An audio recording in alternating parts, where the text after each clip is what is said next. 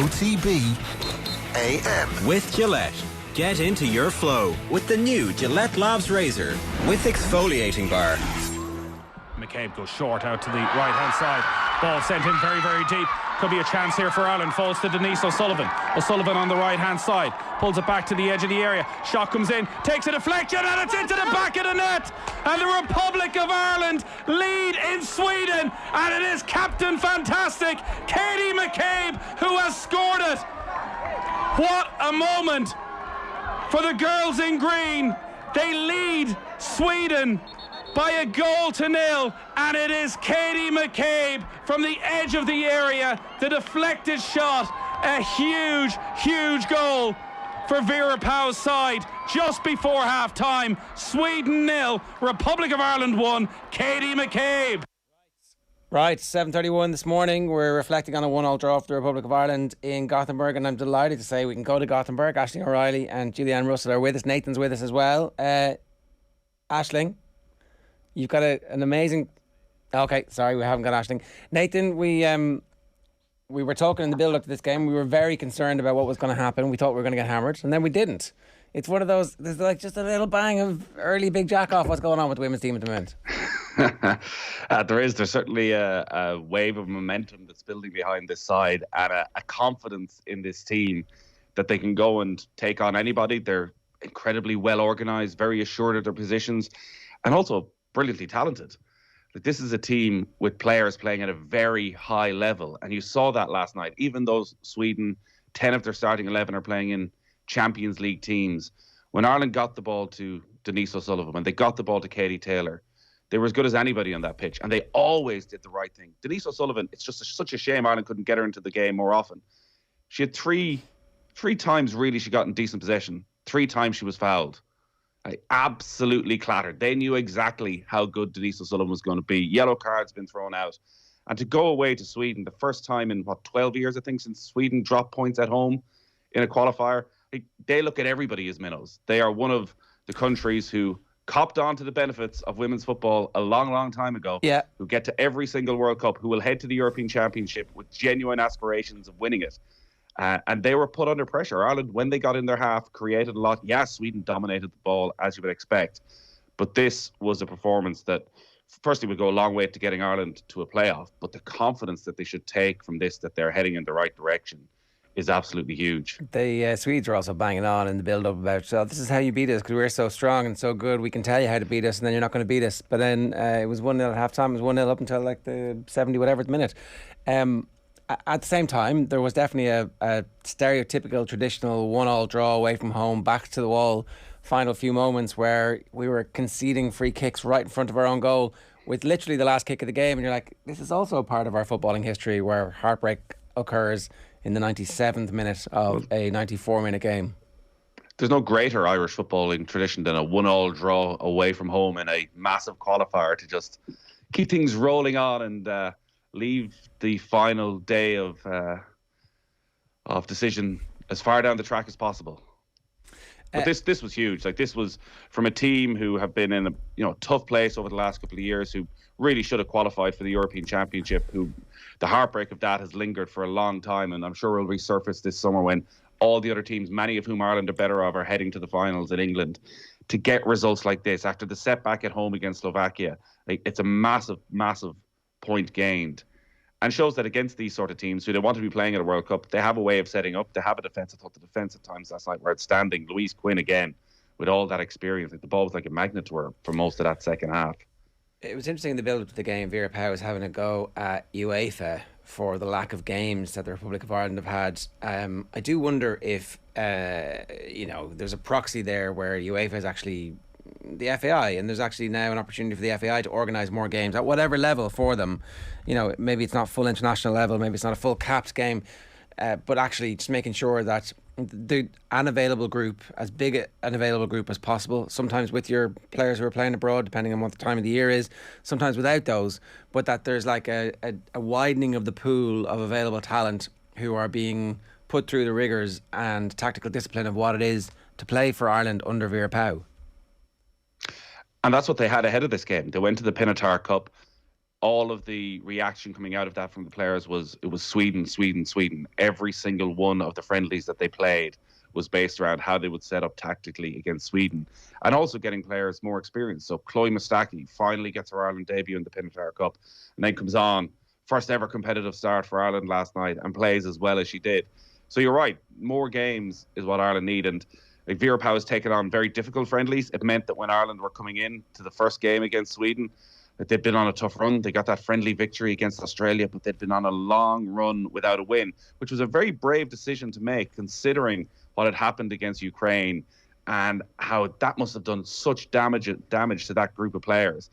The easy and obvious thing would have been, actually, let's get a few winnable games. Let's try and move past Ukraine. But actually, Vera Pauw, the one thing she is always consistent on is trying to get players a consistent level. Not all of them are playing Champions League football like Katie McCabe, or playing at a really high level in America like Denise O'Sullivan. So she needs as much exposure as possible for these players at international level in good quality friendlies. And it does feel as though she is getting the backing. Like, it's still only 5 years since Emma Byrne had to lead this team to the verge of strike. Like, it's not that long ago since this group were in a pretty dark place.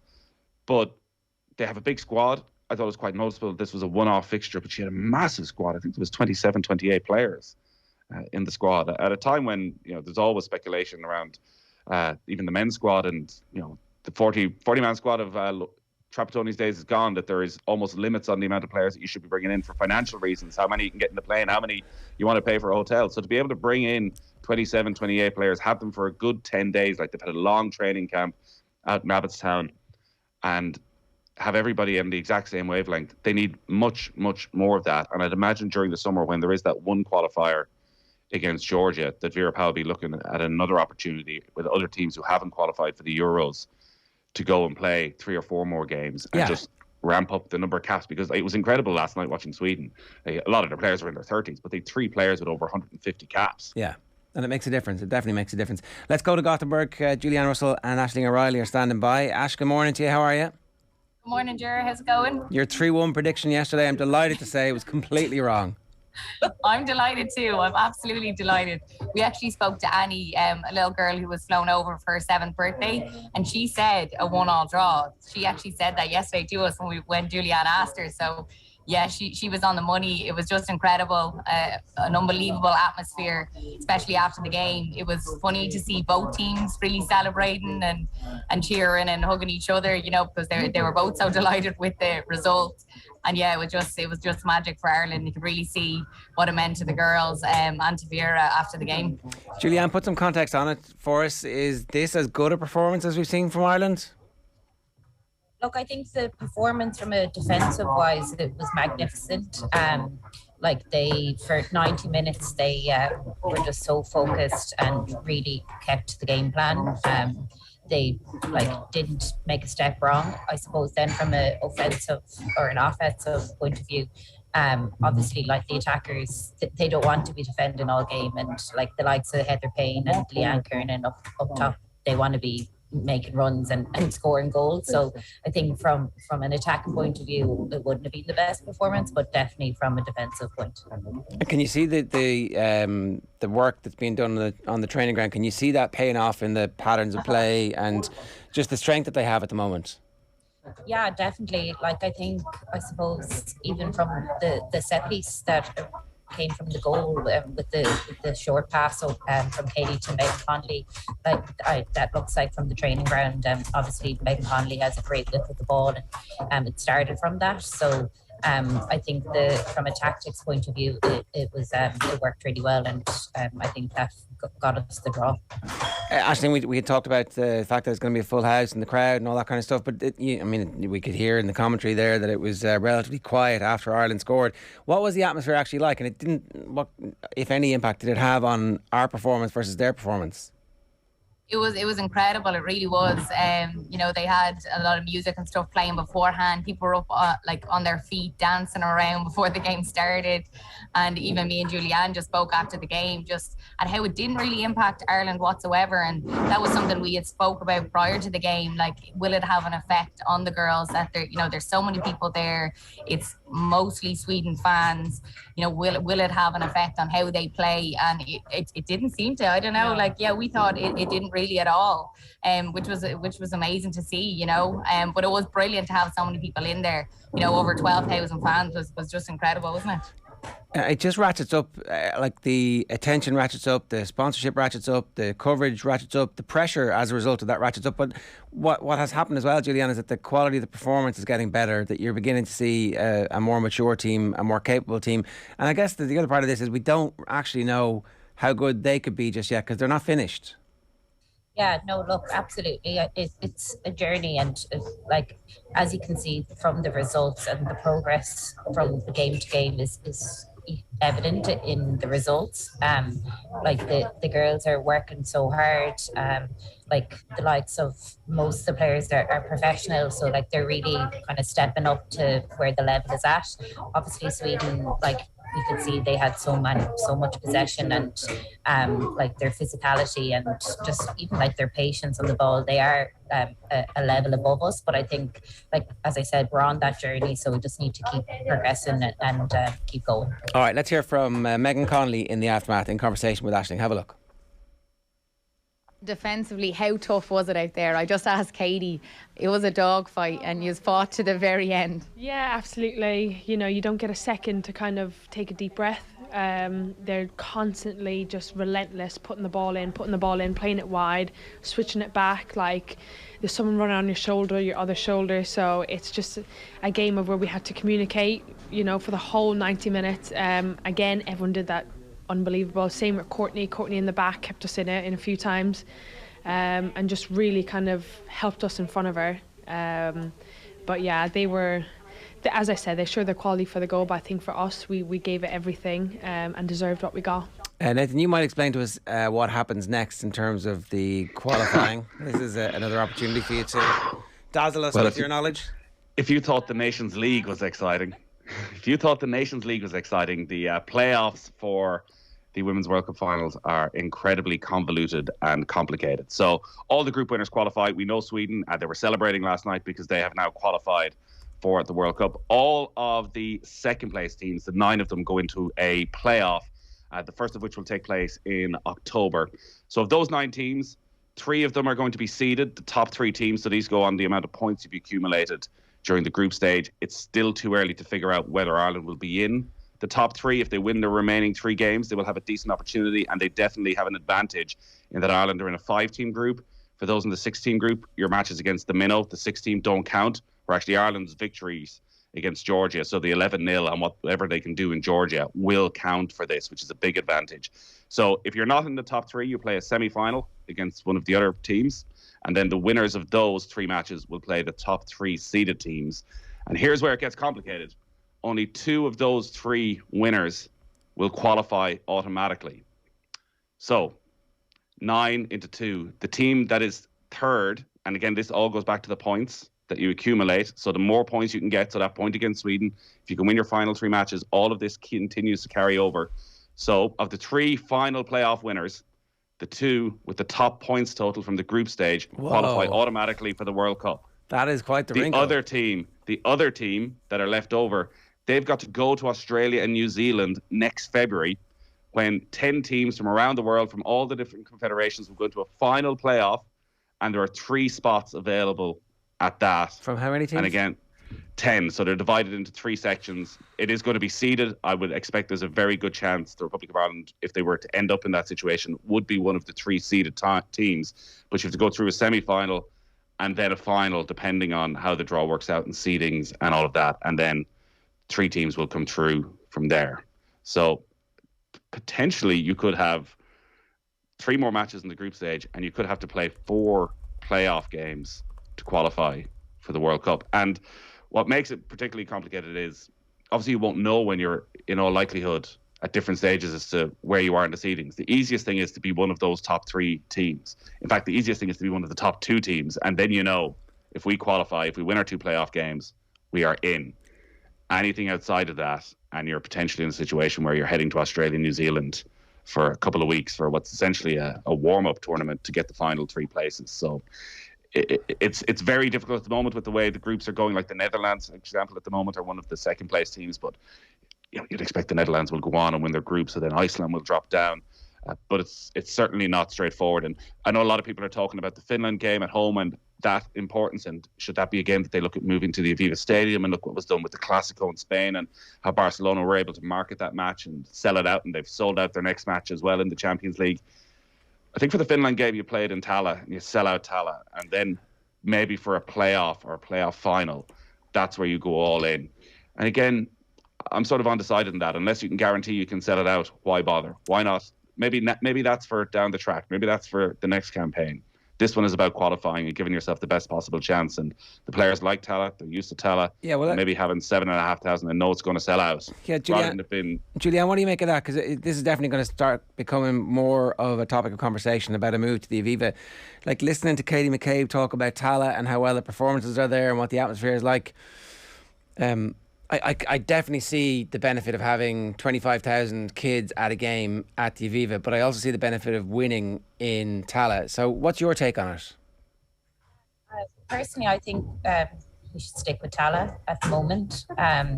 Like that's been our home ground for the last couple of years, and I think, like as you mentioned, the players are used to that pitch, used to the stadium, the surroundings.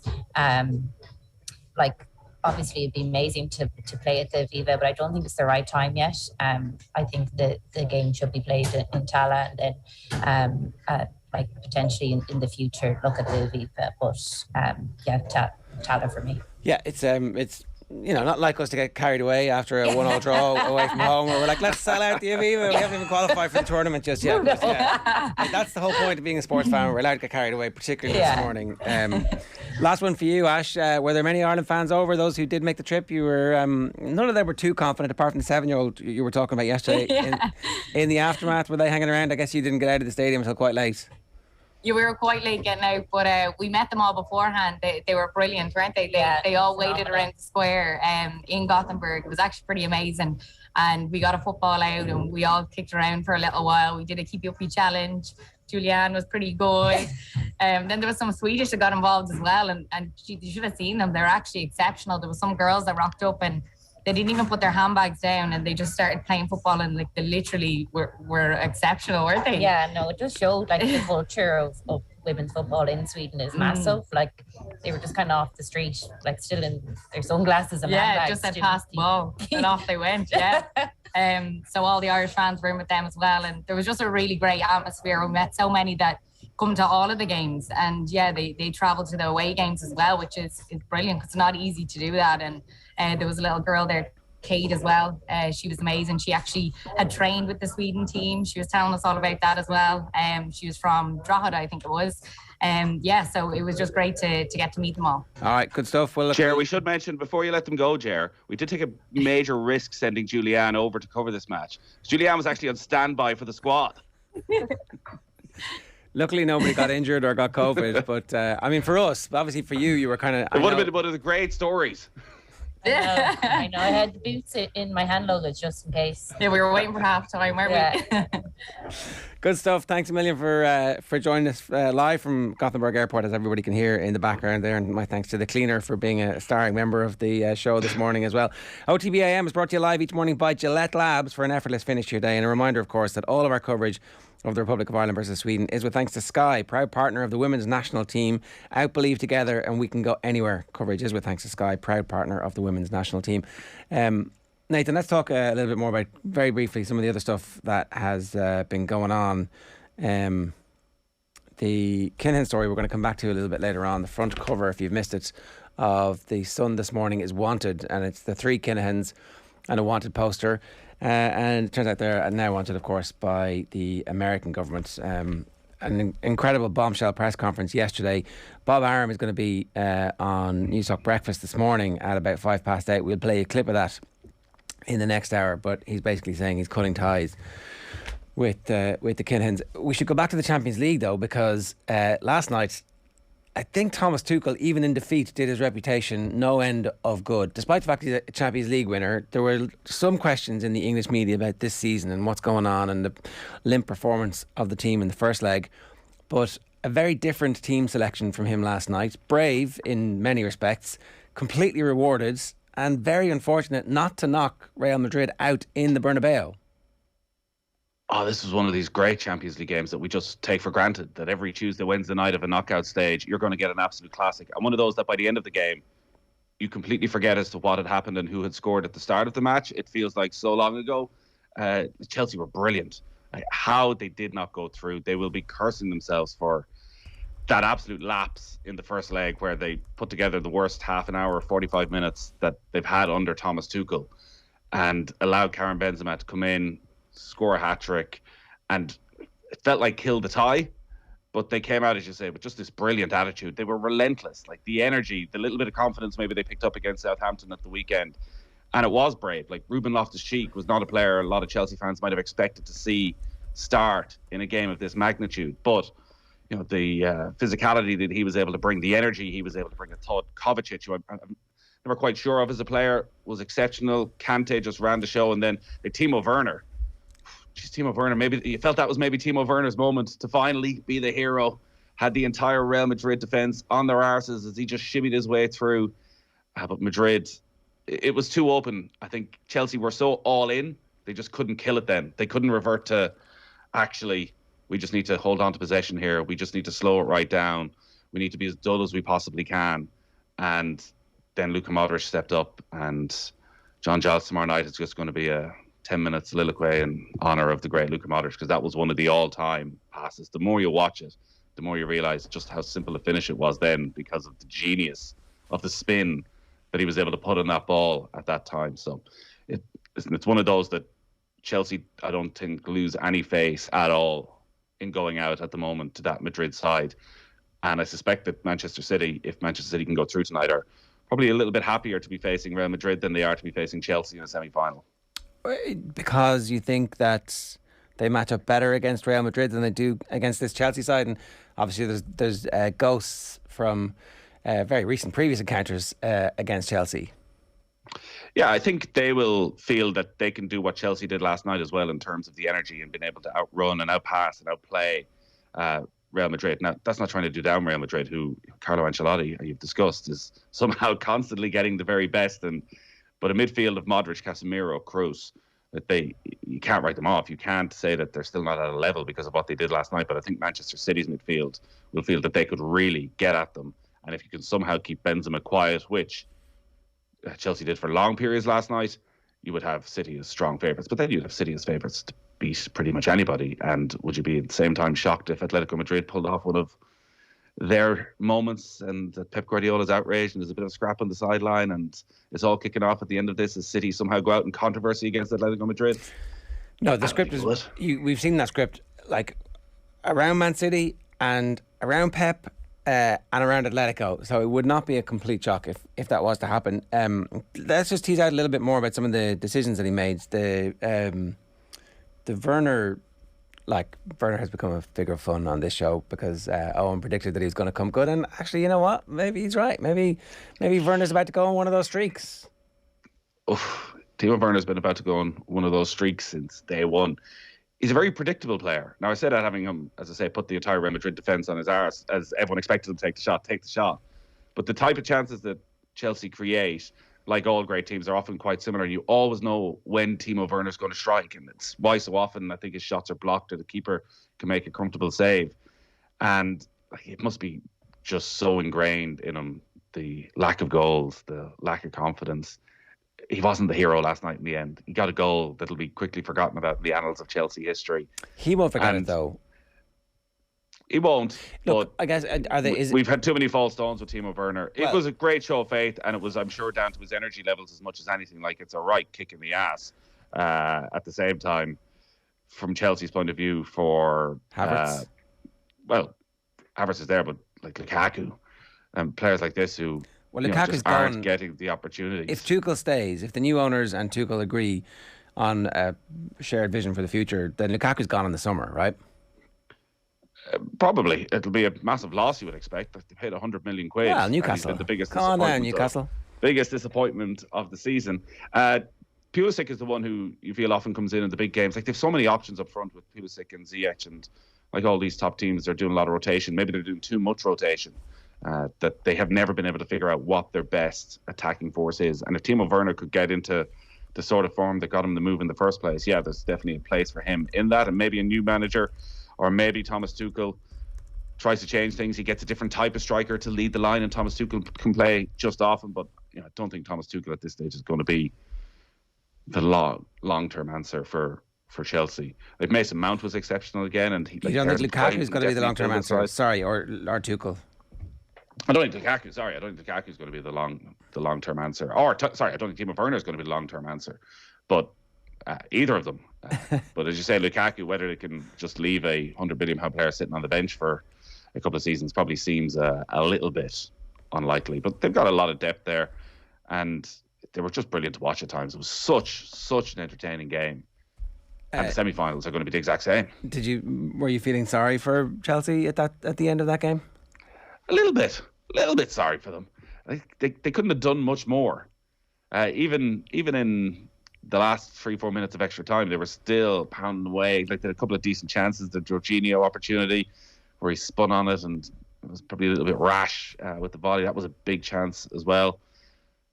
But this is what Madrid do. This is what Carlo Ancelotti does in knockout football. He just finds a way. Yeah, until you're 3-0 up, and then Carlo will not know what to do with his team. I mean, look, let's just cool the jets on the... It's a long time ago. There's a lot of love in here for Carlo Ancelotti, who's always had the best team with the most money and the best players. But does he have the best team right now? Does he have the best team right now? Does he have a better starting 11 than Chelsea do? Yeah. I mean, he's got it. Yeah, he does. He does. And he's at Real Madrid, who've won the competition 13 times. And I don't care what anybody says, but that stuff seems to matter for whatever reason. I don't know what it is. Chelsea won it last year. They did, yeah. But look, I don't think. Do you think Carlo Ancelotti is as good as Jurgen Klopp? I think he's a very different manager. Is he as good? Jurgen Klopp. I don't think he's as good as Jurgen Klopp right now, but he has had a consistent level of success. But he's been good. I don't like where's the comparison? Not great. What is the comparison? But who is the manager Real Madrid should have that is the No, look, but is on the level of Jurgen Klopp? Well, Vicente Del Bosque, who else won? Did Del Bosque win back-to-back Champions Leagues and then get booted out? It's like, let's not overrate sometimes the value of the manager when you've got Modric and Kroos and Benzema and Vinicius and David Alaba. I'm just saying, that's all. Owen O'Sullivan says, sorry, but Kante was at fault for the 2 Madrid goals. Conor says, no, Real do not have a better team than Chelsea. Is N'Golo Kante reaching the point where he's not actually capable of being full? Was he at fault for both of them? One of the angles that make it look like maybe he was the culprit was whether it was his fault that the pass went straight to Madrid or whether it was the passer's fault. I'm not sure. He was also instrumental in everything good, I thought, that Chelsea did in an attacking sense. Is he being caught out of position? Like, they didn't have Jorginho. Maybe more has been expected of him. Maybe he's got used to having Jorginho alongside him a lot of the time and him being the one who'll cover and just sit back. But I thought when he was on the ball, Kante was brilliant. And there was also, again, much like, there's such fine margins in the Champions League. Like Marcus Alonso's handball, that's not given. It's always going to be given because it's not one of those rules where there's any debate for VAR. If the goal scorer, the ball touches his hand in any way, it's automatically a free kick. But it was so harsh. And, Manchester City have fallen foul of similar scenarios in big matches. Like, these margins are tight. I think Alonso, that goal counts. There's no question Chelsea win that game. It's a millimetre. If Tuchel, for whatever reason, becomes available in the summer, how high is the stock at the moment? Incredibly high for a number of reasons. Firstly, the way he transformed Chelsea when he came in, the way he got them into a Champions League winning team. He can't have done himself any harm with how he's handled himself over the last couple of months with everything that's gone on at Chelsea. So he will have his pick of the best clubs in the world. You're saying he should go in at Real Madrid ahead of Carlo Ancelotti, that they would get rid of this guy after he leads them to yet another Champions League title. Champions Leagues, They're wasting their time with this guy. Boot him out and get Tuchel in. Like, Tuchel, whatever big job, he obviously won't go back to Paris Saint-Germain, you'd expect, but does he just stay at Chelsea and does he buy the time? Like, is he next in line at Manchester City? Is he next in line at Liverpool? It's hard to know, isn't it? I guess so much depends on how much money the new owners are going to be willing to put in, and what kind of level of autonomy he has in terms of squad building and team building, and how much of the backroom team ends up being associated with the previous ownership and their regime, because they were all reporting to whoever was working for Abramovich. So I don't know. It's up for grabs, I suppose. And does he go to Bayern Munich? Perhaps. It would always be a natural enough home for him. We should talk a little bit about that, because Villarreal are through, Bayern are out. This is not, I think, what people expected. It's not a massive surprise. Villarreal obviously have been successful in Europe, and I think we see the value of a long, deep run in European football over a couple of seasons, and getting good at winning knockout football matches. But the manner in which they did it, it's like them who scored the late winner to go through, as opposed to Bayern, where it feels inevitable that the German team, Bayern Munich, have come from 1-0 down. They're at home. All the advantages are in their favour, but they get caught out. Well, it's probably like a lot of people screen hopping between the two of them, and whenever you turned over, it was Bayern on the attack. Maybe much like Sweden last night, just a lot of possession, and the ball will be with Sané, and you're waiting for Sané or Gnabry or somebody to do something. And then they try and take on the fullback, and they'd end up just running it out of play, and nothing was quite happening for them. But I flicked over just in time for the Villarreal winner, and you're looking at the scoreline thinking, why are Bayern Munich so far up the pitch? Like, let this go to extra time, use all your experience, use the fact that you have a far better and deeper squad, and just beat them in extra time. But they were going all out clearly to try and win the game in normal time, Bayern Munich, and got stung on the counter-attack by Villarreal. And the story of Villarreal is well spoken about at this stage. A small town, but able to compete at the very, very top level, winning Europa League, backing it up by getting to a Champions League semi-final. It's only in maybe this part of the world where there are questions about Unai Emery because of what happened at Arsenal, but this is some body of work that he has managed to put together.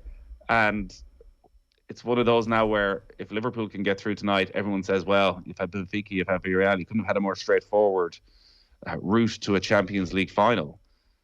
But like Villarreal have that consistency of causing upsets. Like, they've just gone and done it against the Bayern Munich side who play somewhat similar to Liverpool in that they won't have all the ball, and they've gone about the business signing players with experienced players who've gone to England, much like Unai Emery, who've gone to England and it hasn't quite happened for, and who are probably written off a little bit, but ended up going to England in the first place because they'd had a brilliant run in their team and got big moves, whether it's Giovanni Lo Celso, who actually I thought was one of Tottenham's better players over the last couple of years and had done quite well. Like, they signed Danjuma, like, he's one of the real stories, coming in from Bournemouth last summer, where he absolutely lit up the Championship last season. Sort of thought he'd end up at one of the top Premier League teams. They go in and they get him. Like, Pau Torres decided to turn down Spurs during the summer. So Juan Foyth, I'm sure Tottenham fans are looking at him going, who is this guy? Never really got a chance at Tottenham. So he has pulled together, it's too harsh to say they're a group of misfits, but he is a manager who's clearly able to work with any group and bring them on a level once he's given a bit of time. Is there anything in what happened last night that gives Liverpool a little bit of pause and concern that there's a strong chance they'll be a little bit complacent, as you would naturally be as a human being with a significant lead at home, one of those great European nights, blah, blah, blah, we're going to cruise through this. Benfica aren't a team of mugs. They're not the best team we've ever seen coming from Portugal playing in the Champions League. Not even the best team that we've seen come from Portugal in the Champions League in the last decade, not to go all the way back to Mourinho. But is there any bit of them looking at, Real Madrid had this game totally sewn up against Chelsea, and Villarreal, well, they shouldn't really be beating Bayern, but it's okay, we're going to be grand, because they haven't been great in these situations, as in they've allowed teams to score against them in these very same situations in Europe, and you're like, they make a bit more of a game of this than they need to. Well, and at this time of the season, when there are so many big matches, you think about when these fixtures are coming. So Liverpool, tonight they play Benfica. At the weekend, they play Manchester City. Next Tuesday, they play Manchester United. The following weekend, they play Everton. Then they will play, if they win tonight, Villarreal. So if they keep winning those games, the Premier League is just going to be absolutely relentless. So maybe there is a slight taking your eye off the ball. Like Liverpool, they're rarely complacent, though at times in games they seem to have 10, 15-minute spells where they get a little bit sloppy and they allow teams to score. And Liverpool can't afford the way they play it, the high line, the real high press, that if they get sloppy, they're always going to give up an awful lot of chances because suddenly players are breaking the offside trap. And that's how most of the opportunities come against Liverpool. it's a Champions League semi-final. Like, are you going to be complacent in a Champions League semi-final? I think Villarreal are there for a reason. So they will bite you in the ass if you let them. So I'm talking about the Benfica game tonight. I don't think so. I don't think they're going to be complacent against Villarreal, but I think 2-0 up. Like, can you see a scenario where it's 0-0 and Benfica score in the 60th minute? No, I think Liverpool will. I think Liverpool will score. I think Villarreal are at a different level to Benfica, and that third goal was such a game changer from a Liverpool point of view. In that, I'd imagine they will make changes. Well, how tonight. many? Not substantial changes. I would expect Diaz will come in and start. Probably a change in midfield. Thiago played last week as well, so you would expect that Thiago will drop out. Maybe Curtis Jones comes in, or Naby Keita often plays a lot of the big games in Europe. Maybe even two of the midfielders swap out. A bit of rotation at the back. Konate might start again instead of Matip. That's probably it. One of the front three. Maybe he takes a real risk and brings Firmino in and drops two of the front three. But City at the weekend is going to be a rotational game as well, even if it is a cup semi-final. Do you think so? I think so. You've got Manchester United coming on Tuesday night in the Premier League. Again, but Liverpool, because of the depth, like, rotation is a different thing for them now. You know, they're not bringing in Nat Phillips at the back as a bit of rotation. Like, Konate has been exceptional every time he's come in. In those positions, there's not a huge difference from one to the other. Yeah, you want Mane and Salah, but a Firmino or a Jota or a Diaz, there's no great difference in quality or impact on the team from any of them. Likewise, the midfield three, like, Thiago's suddenly become a big game player for them. But if it's Keita or Jones or even Elliott, who are inside alongside Henderson and Fabinho, like, Fabinho seems to play almost every match, unless they decide to play Henderson a bit deeper for one of them. But that's what they've done with two or three key signings of players who can make an impact. Maybe Chimikas starts one of the games at left back over the next week. I wouldn't be at all surprised if he started on Saturday as well. So, like, they have that bit of depth that they've never had before, where, like, real depth, where there's not a dip in quality. Do you take by Salah making the out? changes. Do you take Salah out for at least one, maybe two of these games if you're focusing, you decide on something further down the line? I think Salah probably step out for one of these matches. Yeah, okay. Absolutely. But none of these guys end up missing too many games. We sort of talk about rotation and a week off. They don't seem to want or need a week off. Their body just seems to need games. Like, they're not training, I'm sure. It's only when I was sitting in the press conference after the game on Sunday, and Pep Guardiola almost seemed delirious. You know, he's just done an hour of interviews and he's just been through the intensity of that game, and he was talking about tonight's match against Atletico. And it's only then you sit and you realise it's tough on players, tough on managers. When that game finishes Sunday evening, he's leaving the stadium at 9-10 o'clock, probably going back home. I know he's an obsessive and it's everything he wants, but you get in Monday morning. What can you do with the players on Monday morning? Very little. They've got a recovery session. You probably run through some tactics for Atletico briefly. Then they fly out. You get a quick session in yesterday morning at the stadium again. You can't do anything intense. And then it's match day. Like, there is no time at all for training. It's just maintaining fitness. How quickly and how concisely can you get your tactics across? And just relentless big games. Like, it must be incredibly draining when you come to the end of the season to just go, how did we get through that? Okay, so look, we obviously have plenty of time to talk a bit more about those matches in the coming days, and we'll be analysing tonight's games on tomorrow's show. It's 8 minutes past 8 this morning. We want to talk a little bit about this. Kenny Shiels has gone viral. Not great when you're the manager of a football team. You're going viral after your team gets beaten 5-0, and it's not about your performance on the field of play. So Kenny Shiels manages the women's team in the North, beaten 5-0 by England last night. They have qualified for the Euros, and so it's a big summer for women's football in Northern Ireland. Let's have a listen to what Kenny Shiels had to say about teams' propensity to concede goals quickly. Have a listen. I thought they were struggling a wee bit at times to open us up until the psychology of going 2 up. In the women's game, you'll have noticed, I'm sure you will, if you go through the patterns, when a team concedes a goal, they concede a second one within a very short period of time. Right through the whole spectrum of the women's game, because girls and women are more emotional than men, so they take a goal going in, they don't take that very well. So if you go through the stats, which journalists love to do, going through stats, and you'll see teams conceding goals in 18 and 21 minutes, and then in 64 and 68 minutes. They group them because that's an emotional goal. So we conceded in 48. We should with 3 and 7 minutes, was it, or 3 and 9 on Friday, and we were conscious of that. When we went 1-0 down, we killed the game, tried to just slow it right down, because to give them time to get that emotional imbalance out of their head, and that's an issue we have, not just Northern Ireland, but all the countries have that problem. Kenny, what are you talking about? I read these quotes late last night, but when you hear Christ. it's 10 times worse. I mean, sort out the emotional imbalance. This is dinosaur stuff. Get your pretty little woman's head around the fact that you've conceded a goal there, girls.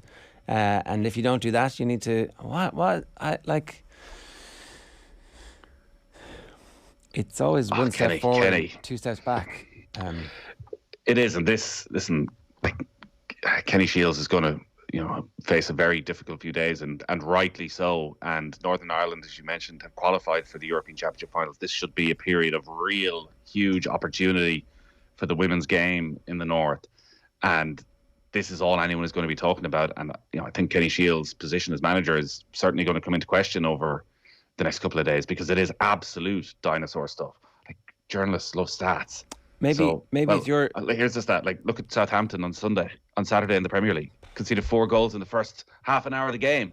Sadio Mane scored a hat-trick against Villa in 5 minutes one time. Nigel Clough scored a hat-trick for Liverpool in 4 minutes. Was that the record before that? Like, I mean, maybe you're just a shit coach, Kenny. Maybe that's the problem. Maybe your problem is that you don't actually understand how to stop a team conceding more than once because you haven't coached them properly. Did you ever think of that? Definitely not his fault, though. Could not possibly be anything to do with him or a man, because apparently having a penis prevents you from conceding goals quickly. Listen, England are one of the best teams in the world, but they can do that against absolutely anybody, as any great team can do. So how you come up with that theory, and by the sounds of it, it's a theory that he has spoken about with other people. Like, he was talking about it in a way of, we all know this. Don't we all know this? You've all checked this. Yeah. You've all watched the women's game before. We all know that once one goal goes in, another one's probably going to go in. Don't you guys? It doesn't happen in the men's game. This is. But it shows the fight that is still there. And but he's in charge. You were talking about Ireland. He's in charge. He's in charge of an entire country. He's in. Well, I mean, okay. He's in charge of an entire international team. Does spark another controversy, Ger. He is. No, he has to be the absolute leader of the women's game in Northern Ireland. And if that is the viewpoint of the manager who is going to represent them at a European Championships that's going to be at a level of interest that we've never seen before. Like, if you're now involved in Northern Ireland football and you're involved in dealing with sponsors, and like every press conference now during the summer when they go for this massive tournament where, okay, they might be the biggest underdogs there. Like, this is all anyone's going to want to talk about. Like, you're that guy. You're that guy who's going to give them the quote that'll do down the women's game. So I think Kenny Shiels is going to struggle over the coming days to keep hold of that job, because, as you say, it's just absolute Stone Age stuff. Like, what if you're a player in that dressing room? Well, that's it, isn't it? Listening to that. That is. And what have you been listening? What have you been hearing beforehand? And if you're saying that publicly. Yeah, and the other thing is, one other side of this is that actually that there is clearly there's obviously a population of dinosaurs still involved in, I guess, in all sports. But to be able to rise to that position and think like that and feel comfortable enough expressing these views,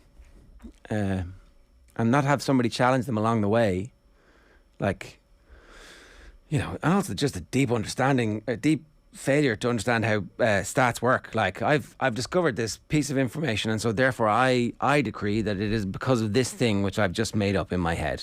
Like, this thing over here and these things over here, I'm putting these two together and I'm turning them into an infallible theory of why women concede goals close to each other in football matches. come at me, lads. Come at me, because it's like, come on, Kenny. And I'm sure people will go and look at the stats. And if there is a statistic that lots of goals are conceded quickly, the main reason is the disparity that is there in the women's game at international level between the top and the bottom, because of the investment that has been made in progressive countries and the lack of investment that has been made in countries like Northern Ireland and up until recently in the Republic of Ireland. And to flip right back to Sweden, you were talking about... where the football associations have been run by dinosaurs for basically since the split. Exactly. And you touched on Ireland. Should we expect more? It felt a bit like what we've seen from Irish teams for decades, of 1-1 away from home, sitting back, holding out. But the reason that's there with Sweden is that Sweden have a 25-year, maybe a 40-year head start on Ireland when it comes to the women's game and how they treat it. They've qualified for every World Cup. Sweden and Ireland played their first international fixture pretty much the same year. Yet it was another 20-something years before the FAI recognised the women's game and they became a part of it. While in Sweden, the investment has been there consistently. So they have a base and a body of work that enables them to be one of the best teams in the world, where in the last 3 years, we've finally gotten on going, actually, maybe we should spend some money on this. And the great advantage for Ireland is that while there are Swedens out there, an awful lot of countries still haven't copped onto this. So there's a huge opportunity still for the FAI over the coming years, and for the FAI and for government to invest in the women's game and invest substantially and make Ireland one of the best teams in the world who qualify for every single tournament, who qualify for every European Championship, who qualify for every World Cup. And that can be done. That can be done just by investing lots and lots of money. So, there's as much as we're patting everyone on the back, there's a long way to go on lots of parts of it. And Kenny Shields, dear God. Nathan, good stuff. Thanks a million for joining us this morning. Thanks, Ger. 17 minutes past 8 here on OTB AM. We're brought to you live each morning by Gillette Labs for an effortless finish to your day.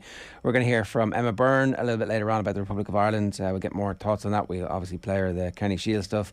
John Duggan's going to join us for a bit of an explainer at where we are with Daniel Cunningham. We're actually going to hear as well from Stephen Breen, the crime editor of the Irish Sun, about the $5 million reward that has been offered for information leading to the arrest of any of the leaders of the Cunningham cartel. That's all coming up in a while.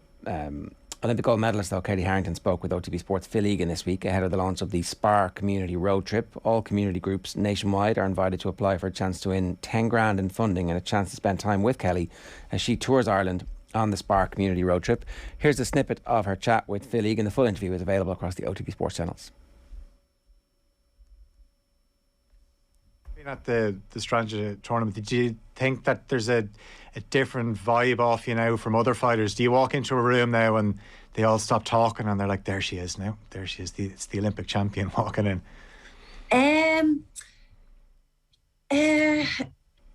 Not really. I suppose with a lot of different countries like Kazakhstan and some of the Asian countries and stuff, I obviously wouldn't know a lot of those boxers as people, their personalities, and I wouldn't have a relationship with them as such. But with the likes of people from Sweden and Turkey and all those kind of countries, we'd all know each other, and we don't look at each other as we wouldn't be like, oh, you're an Olympic champion. It's just oh, there you are again, it's kind of how are you, and we're all friendly with each other, and that's the way it is. There's no airs or graces with any of us. But there is a target on your back, though. Do you accept that now that you're the Olympic champion? You've obviously won world titles. You're the one they want to beat. And they might be nice to you when they're chatting away to you, and I'm sure you have great relationships with all these fighters. But when you step in the ring, they're out to catch you. 100%. Definitely. There is a target on my back. Yeah, absolutely. But I feel like there is more of a target on my back then, obviously, since I've become an Olympic champion. But I still also feel like the underdog. I know that's really mad, but I always still, I feel like that. I know I'm the number one, but I train I'm the number 2 or 3. I'm training for that spot. So I'm also training as if someone else has a target on the back. There's a couple of people out there who who I would class as the ones with the targets on their back. Do you know what I mean? Like, so I'm not going around thinking, oh, there's no one out there, I'll just keep doing what I'm doing. Like, I'm looking at other girls who are also really, really good, and I'm classing them as the ones with a target on the back. Although I know I have a target on my back. So you have to probably change maybe how you approach certain fights, because everyone's going to be looking at you, and you know they're going to be saying, where can they beat Kellie Harrington? So do you have to keep evolving in terms of style? I know you obviously you have that ability to switch stances, which is such an advantage for a fighter.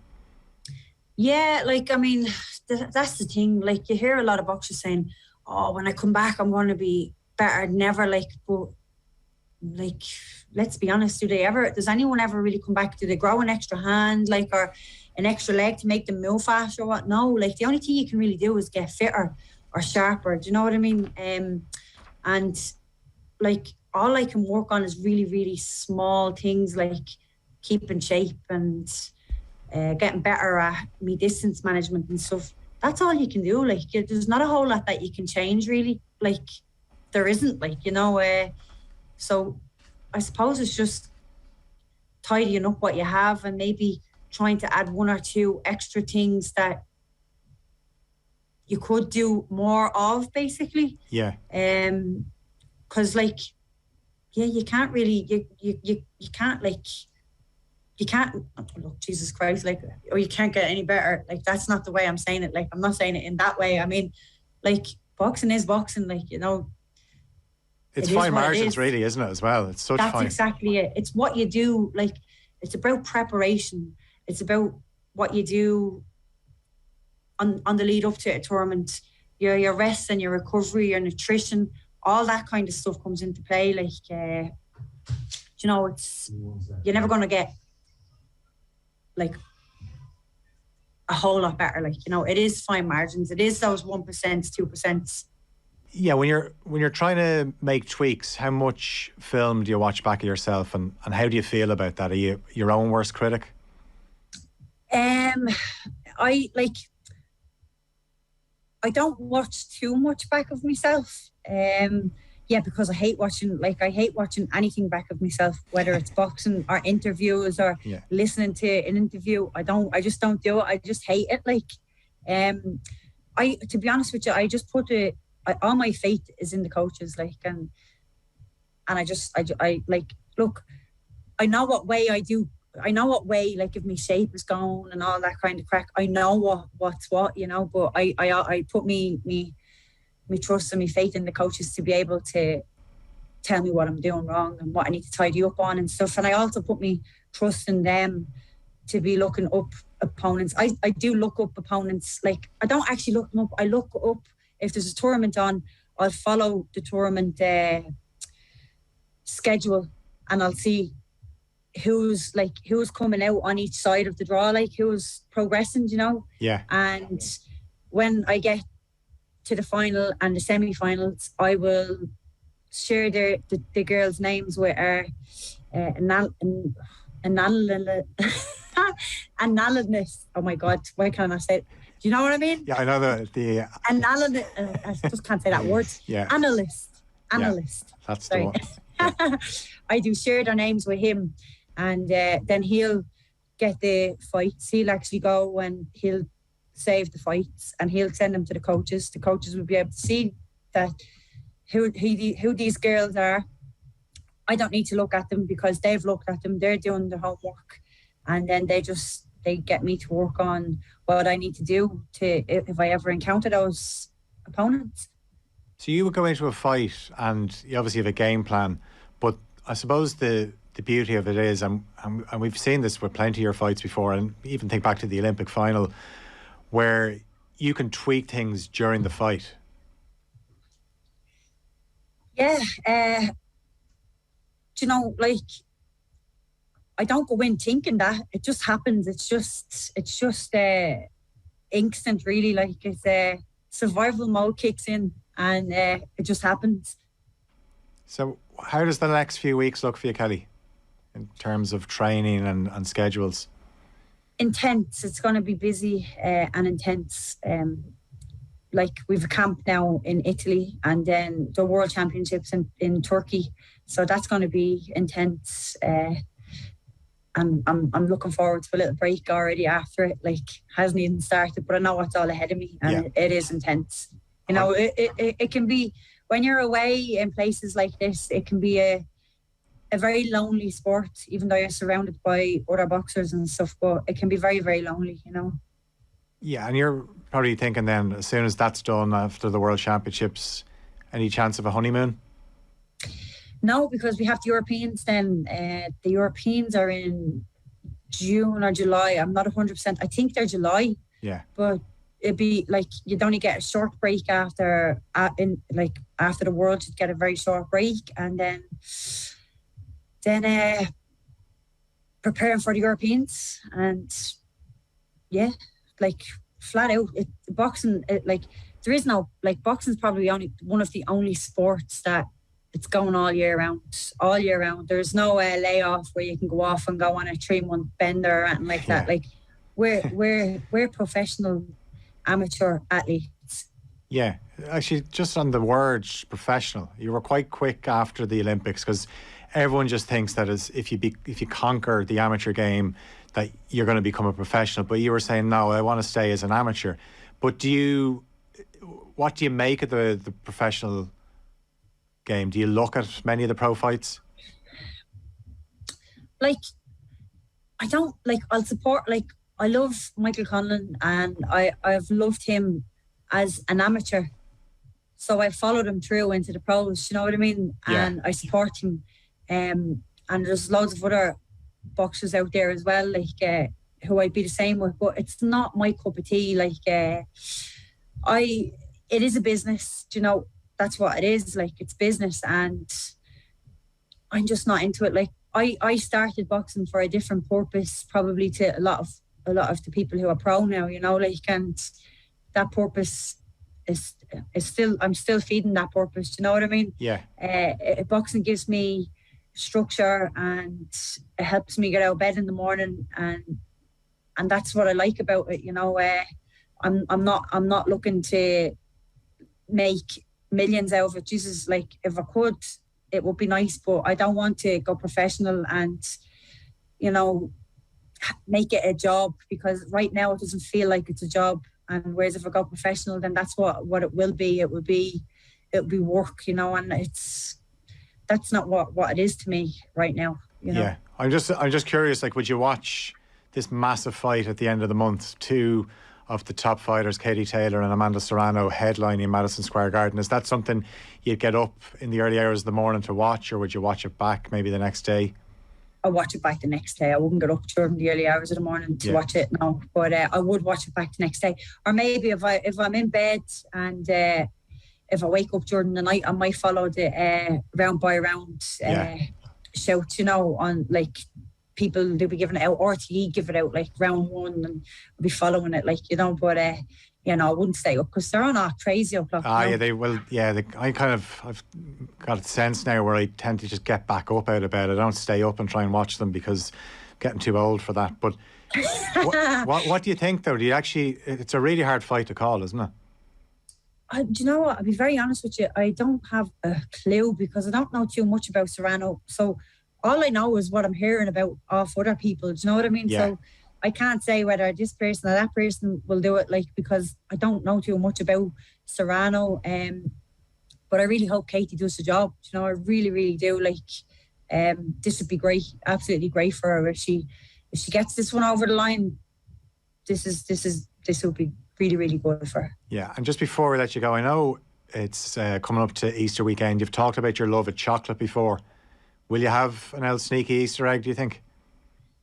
Oh, jeez, it'd be rude not to, wouldn't it?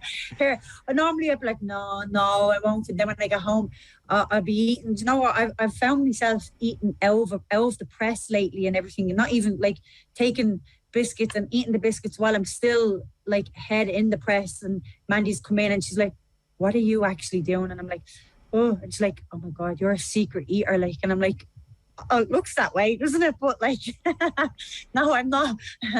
But I will be having an Easter egg, yeah. Well, I think you deserve it. And congratulations again on the wedding, and obviously with the new house, and best of luck with the World Championships coming up and the Europeans. And we wish you the best of luck, because I think what we've learned in the last year, if we didn't already know it, is, Kelly, you're a national treasure on the late singing as well. Jesus, I don't know about that, but like, look.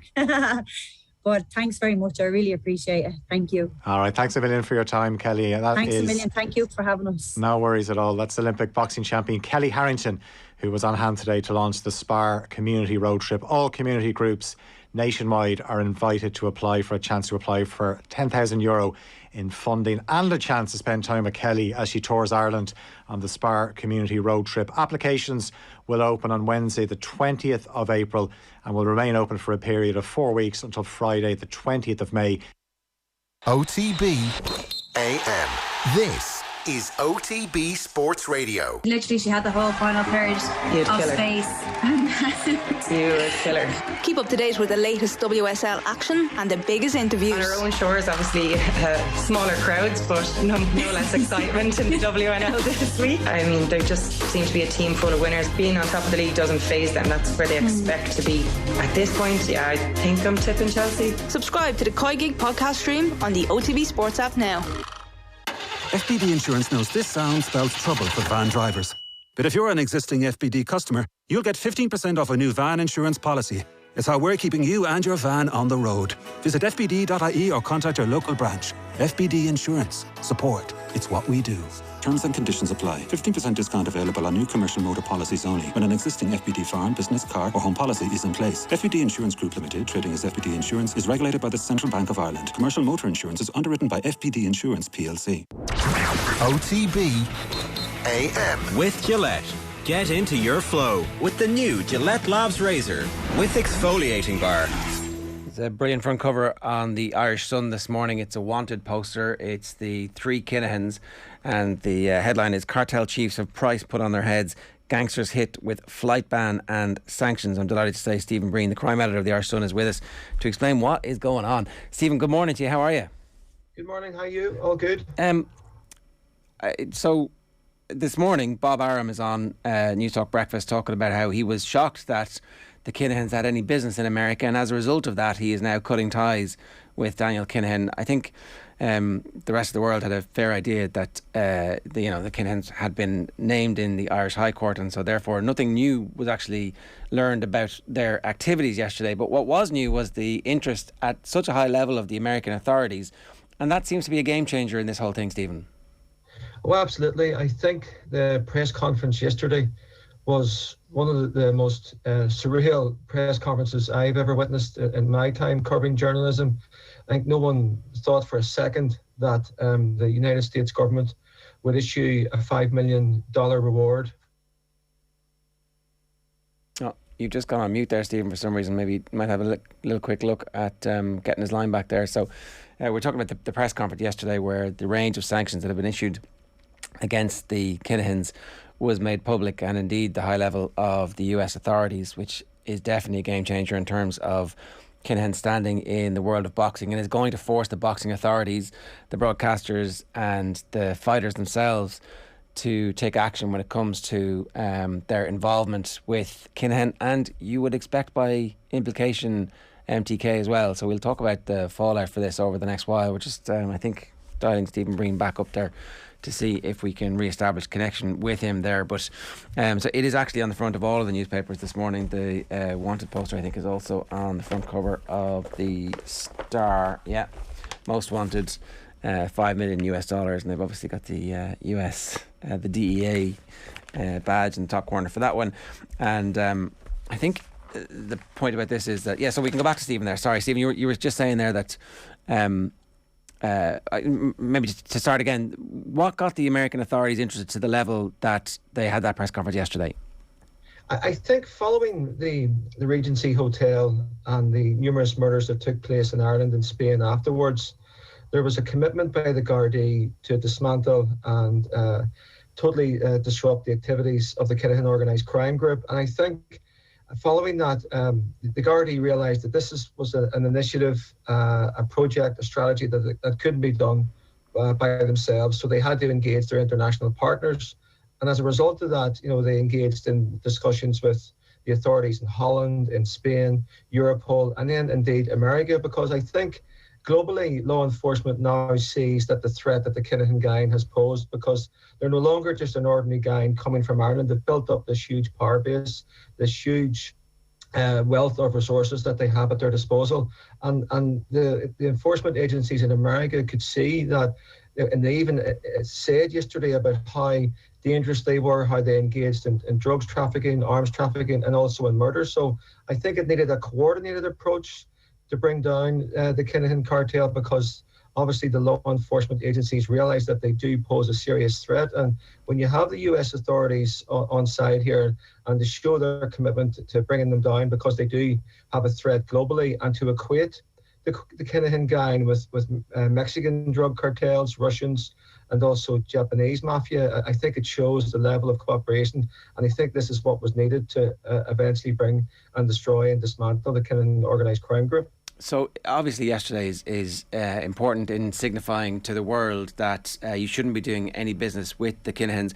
What does it mean for, we believe, for Daniel Kinahan, who's resident in Dubai? What actually happens now? Is there pressure on the Emirates authorities to hand him over? How does that work? And why is the involvement of America important in that?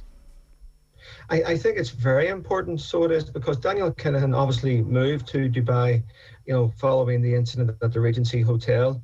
He will know full well that there is no extradition treaty between Ireland and the United Arab Emirates. But there have been cases in recent times, where serious players in organised crime from Holland have been deported from Dubai to Holland. So, but when you have the Americans on board, when you have the resources available to them, obviously there will be political pressure will be continuing.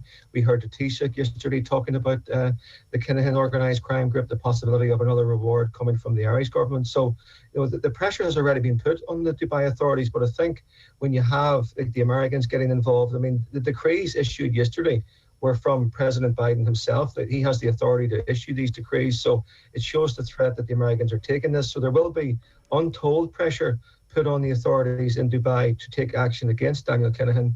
The question for him is now, and his associates, are people in the boxing industry, people who have big sports personalities, and we heard the Garda Commissioner yesterday talking about should these individuals look to who they're doing business with, because the Kinahan brand, after yesterday's announcement, is now toxic.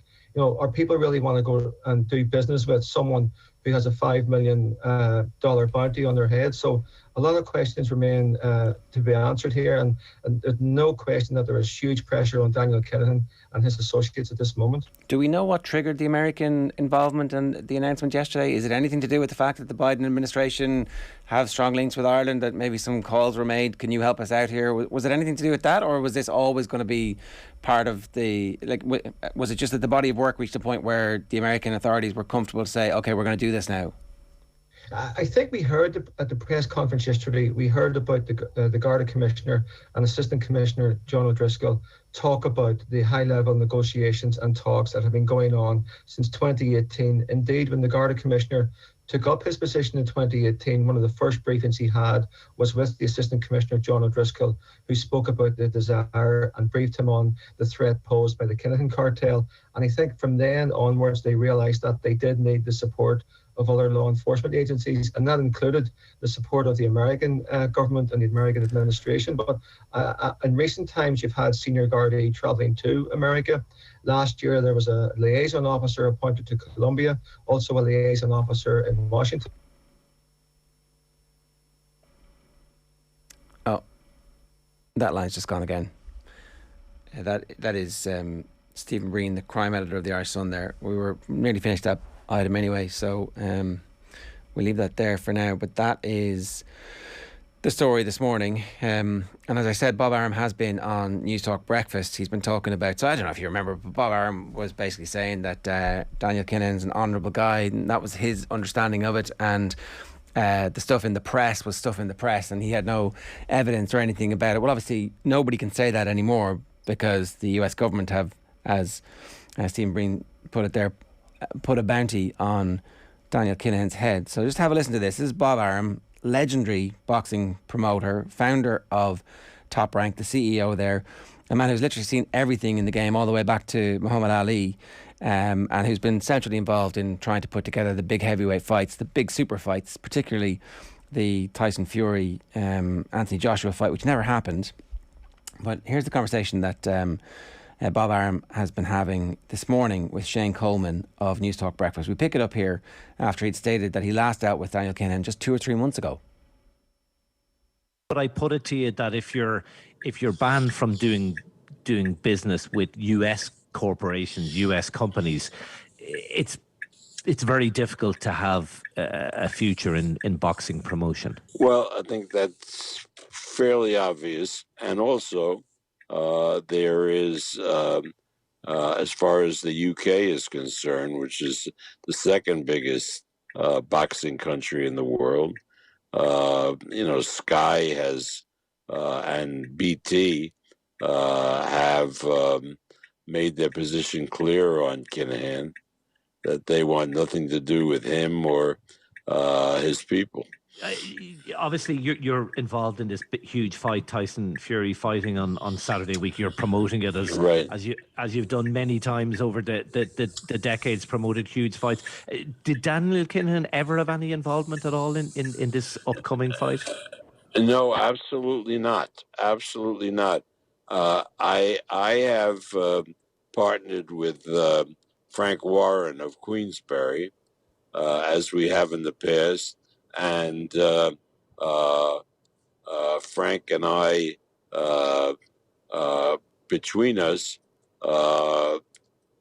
said that we didn't want Kinahan to be involved in this. I think he tried through Frank to become involved, and we wouldn't allow that. Nothing to do with this, though. Nothing to do with the U.S. government regulations, but he hasn't been involved in the fight with Fury and White, and he won't be involved at all in that fight. But that again is not related to this U.S. declaration. 2 last quick questions before we let you go, Bob, and I know you're pressed for time. Were you very shocked when you heard this news today? Had you any inkling that this might be in the pipeline? Not. I wasn't shocked particularly, but I was surprised because I had no inkling that it was coming down, that there was any type of U.S. involvement here. That was I knew all of the accusations from the Irish side of it. I mean, that the Irish media and all of that, but I didn't even contemplate that the U.S. would be involved. Based on what you have heard today, and based on what the U.S. government has said, and the U.S. ambassador to Ireland was very upfront today in her comments in relation to the Kinahans. Could you ever envisage doing business with Daniel Kinahan again in the future? No, I again, unless something obviously dramatically changes, which I can't foresee, I will not do business with Kinahan based on these assertions by the U.S., by my government. I mean, I don't believe that somebody who is implicated in drug trafficking should be involved in boxing, and particularly shouldn't be involved with my company Top Rank in any capacity.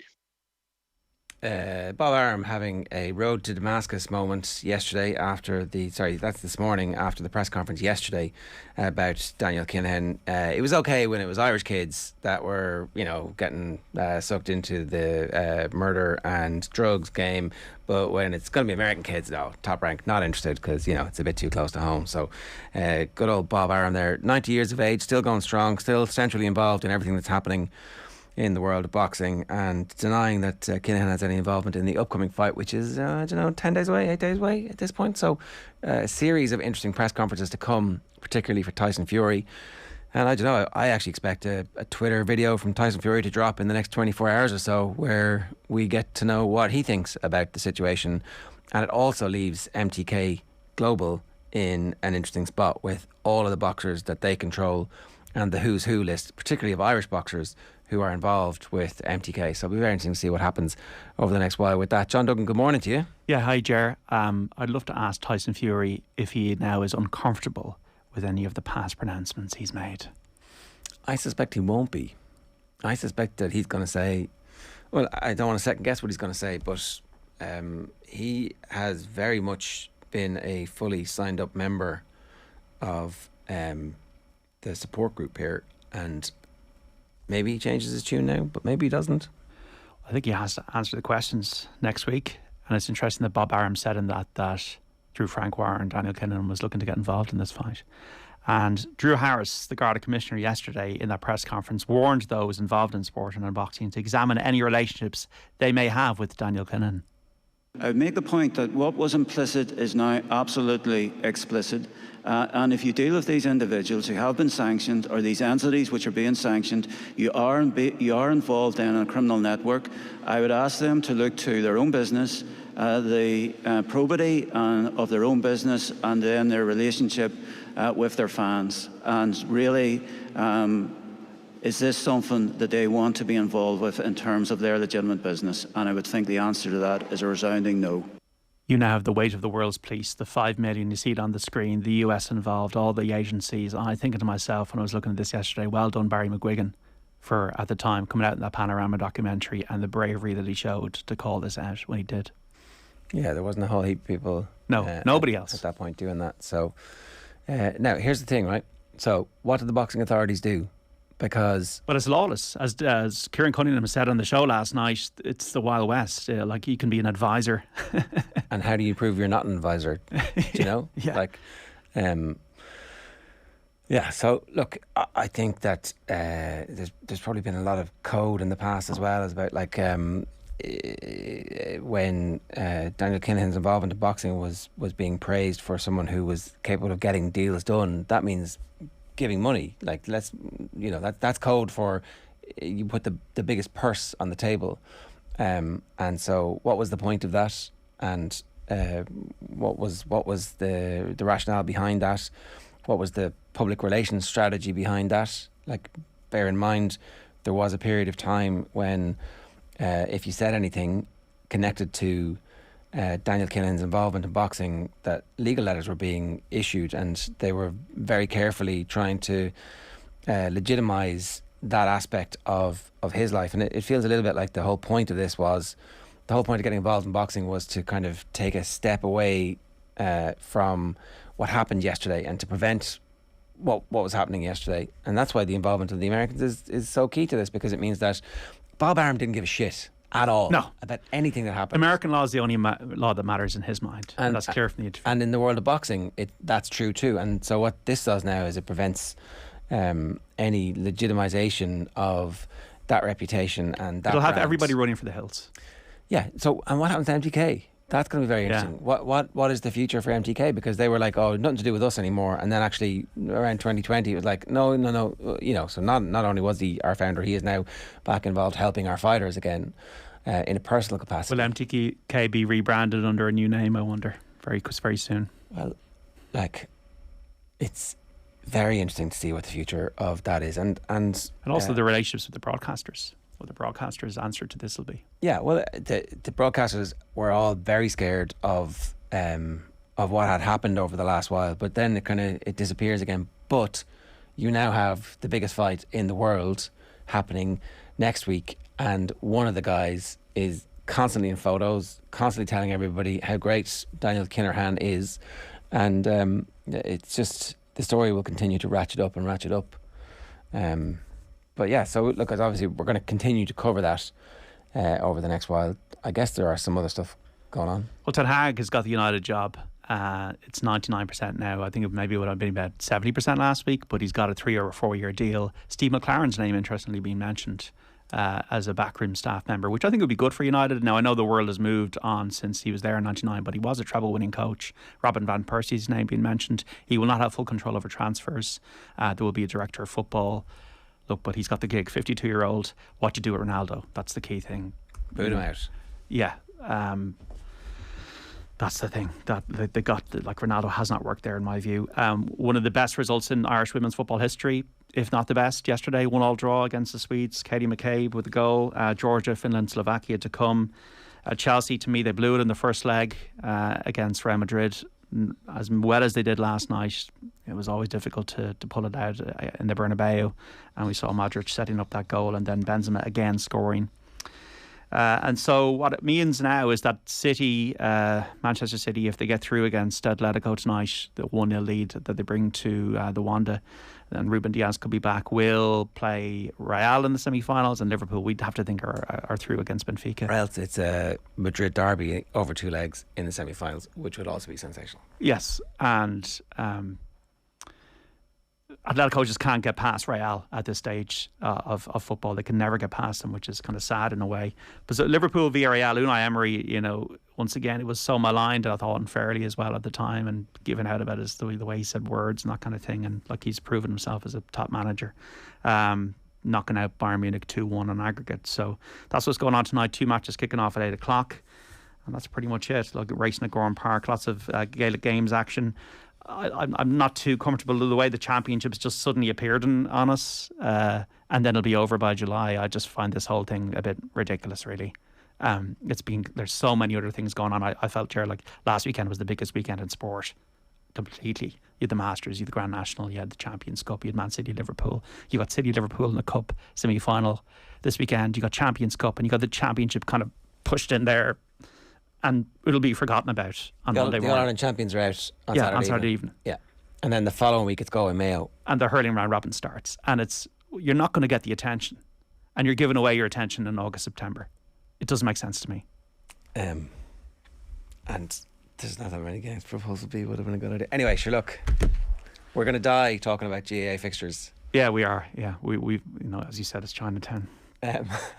Okay, you done? No, we got Virtual Insanity, do we? Do we have it? Do we have that sting? We do.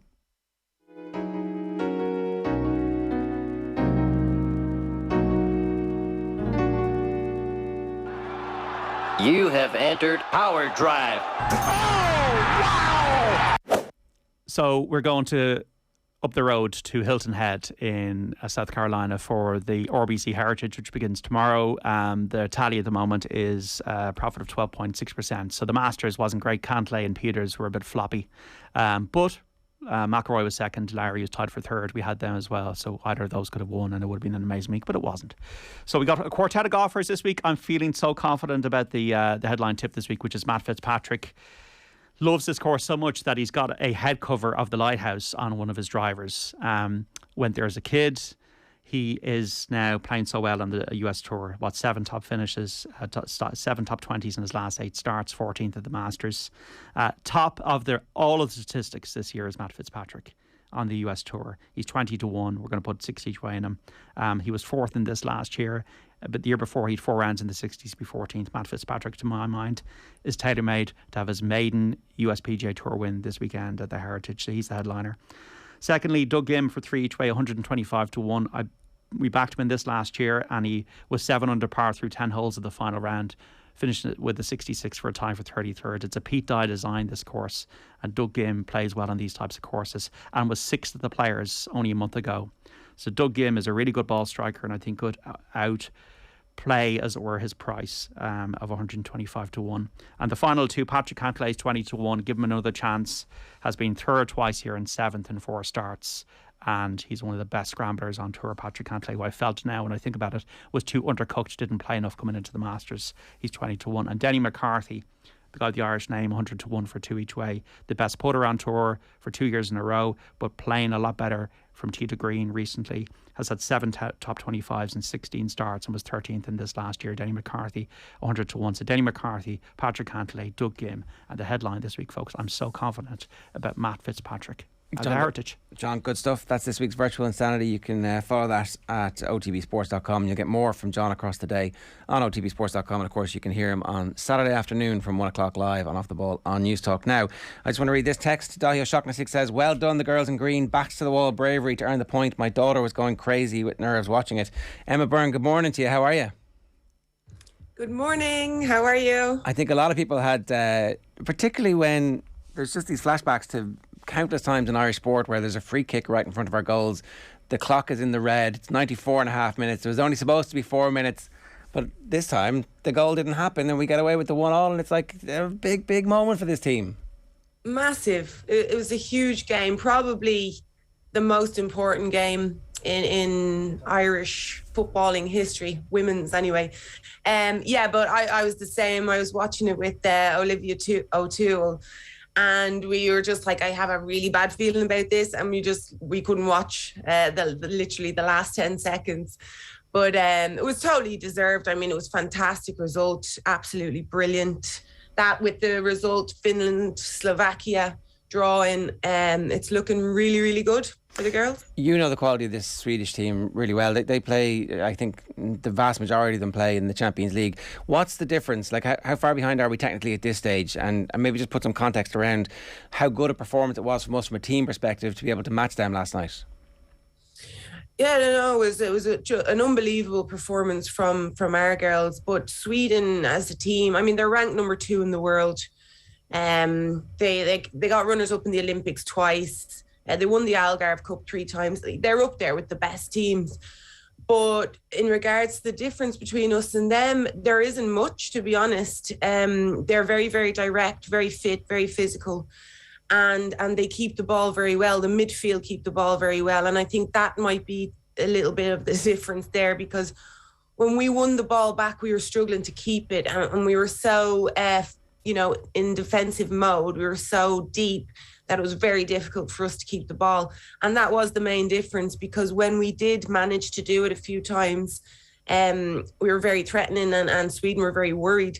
So if we could do that a little bit more, it would be a much, much even game. How do we do that? Is that a philosophy shift? Is it a slight personnel tweak? Is it actually something that Vera Pauw wants to do? What do we need?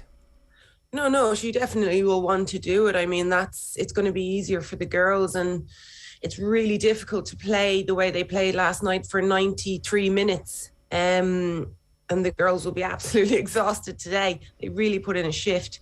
But what we will need to do is just grow in confidence, which last night would have definitely helped, and encourage our midfielders to get on the ball and not panic. But you need a lot of players that are good on the ball, that are comfortable on the ball, and that want to be on the ball. And that's kind of a building process. And at the moment, it's just about getting results. And then when we get into the finals, hopefully that will have been worked on, and it's the only way that we can compete at that level. Well, pre-match, Vera Pauw was at pains to point out the difference in the number of games that the Swedes had together, 55 over the last 2 years versus 20 for her since she's taken charge, and that there's a disparity there. That it's clear that playing games vastly increases the speed at which a team improves. So I know she was talking about that was a message to UEFA. It felt like it was also a bit of a message to the FAI, get me more games. Yeah, I mean, it's true. I was speaking to Vera Pauw a while ago, and she was saying it is difficult because they don't have many days together and they're constantly preparing for games. So to actually have even 2 days to be able to work on your ethos and your methods and your style is really difficult.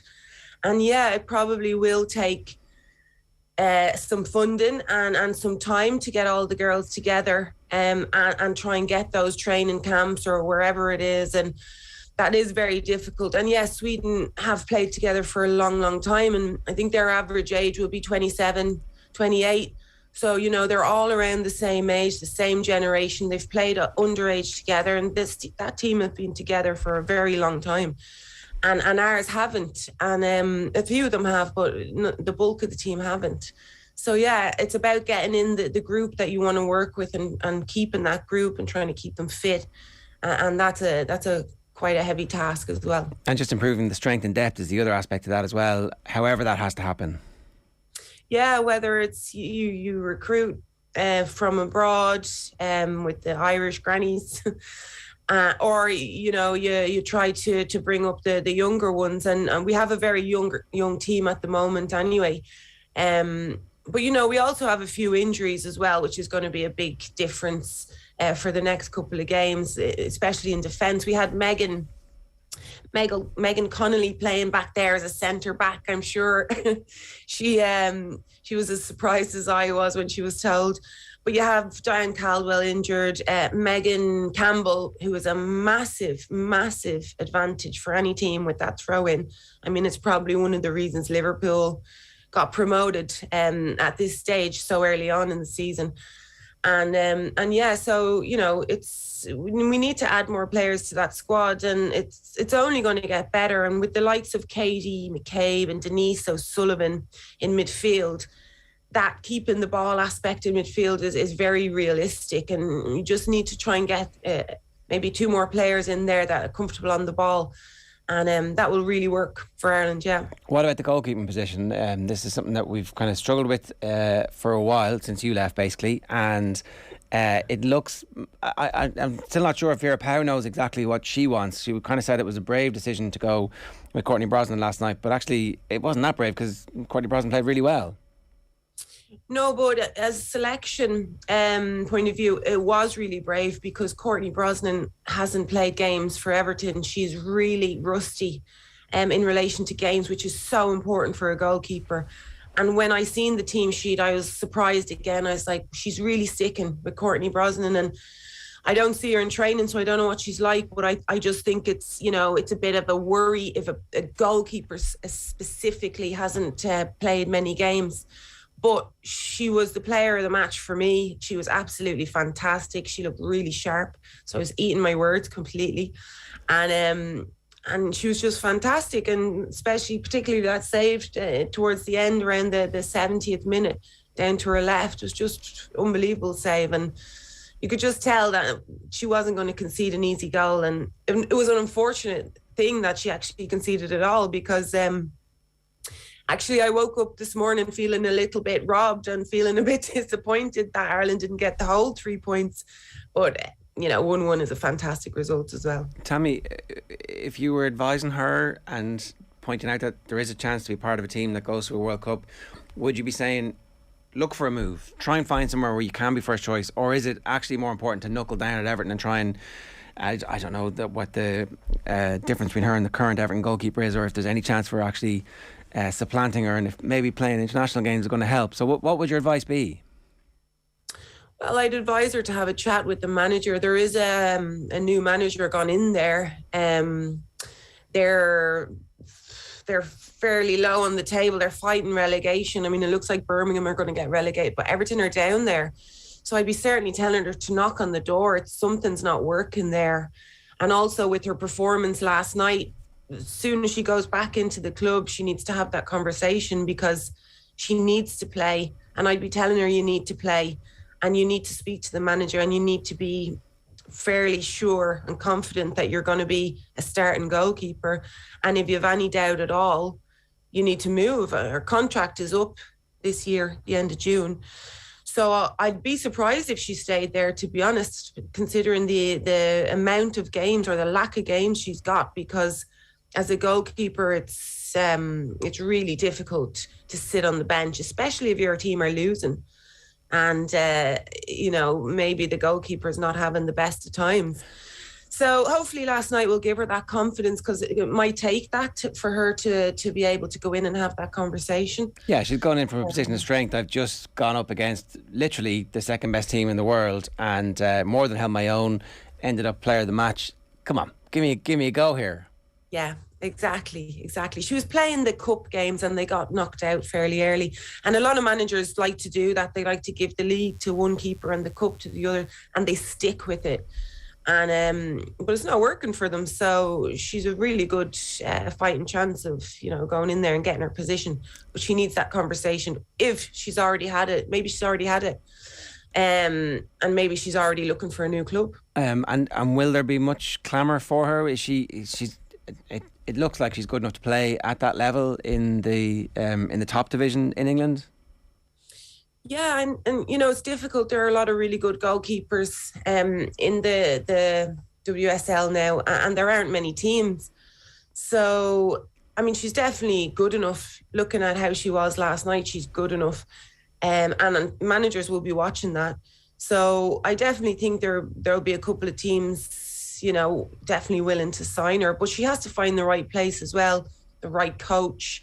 That's for me is a huge thing, the goalkeeping coach and how the team works. So maybe a team that's Liverpool have a very good keeper as well, but another team that's getting promoted might be a good option for her. But yeah, she definitely should stay in the Women's Super League, 100%. One of the things that we're a little bit concerned about is that Sweden are now actually qualified. They're going to win the group, and so they're home and hosed, and so there is some fear that maybe they might not try a leg against Finland in the last game. I know Vera Pauw was certainly concerned about a Scandinavian friendship axis of whatever when the fixtures were being made. Is this a real worry, or would we expect Sweden to still be able to at least get a draw against Finland almost no matter who they put out?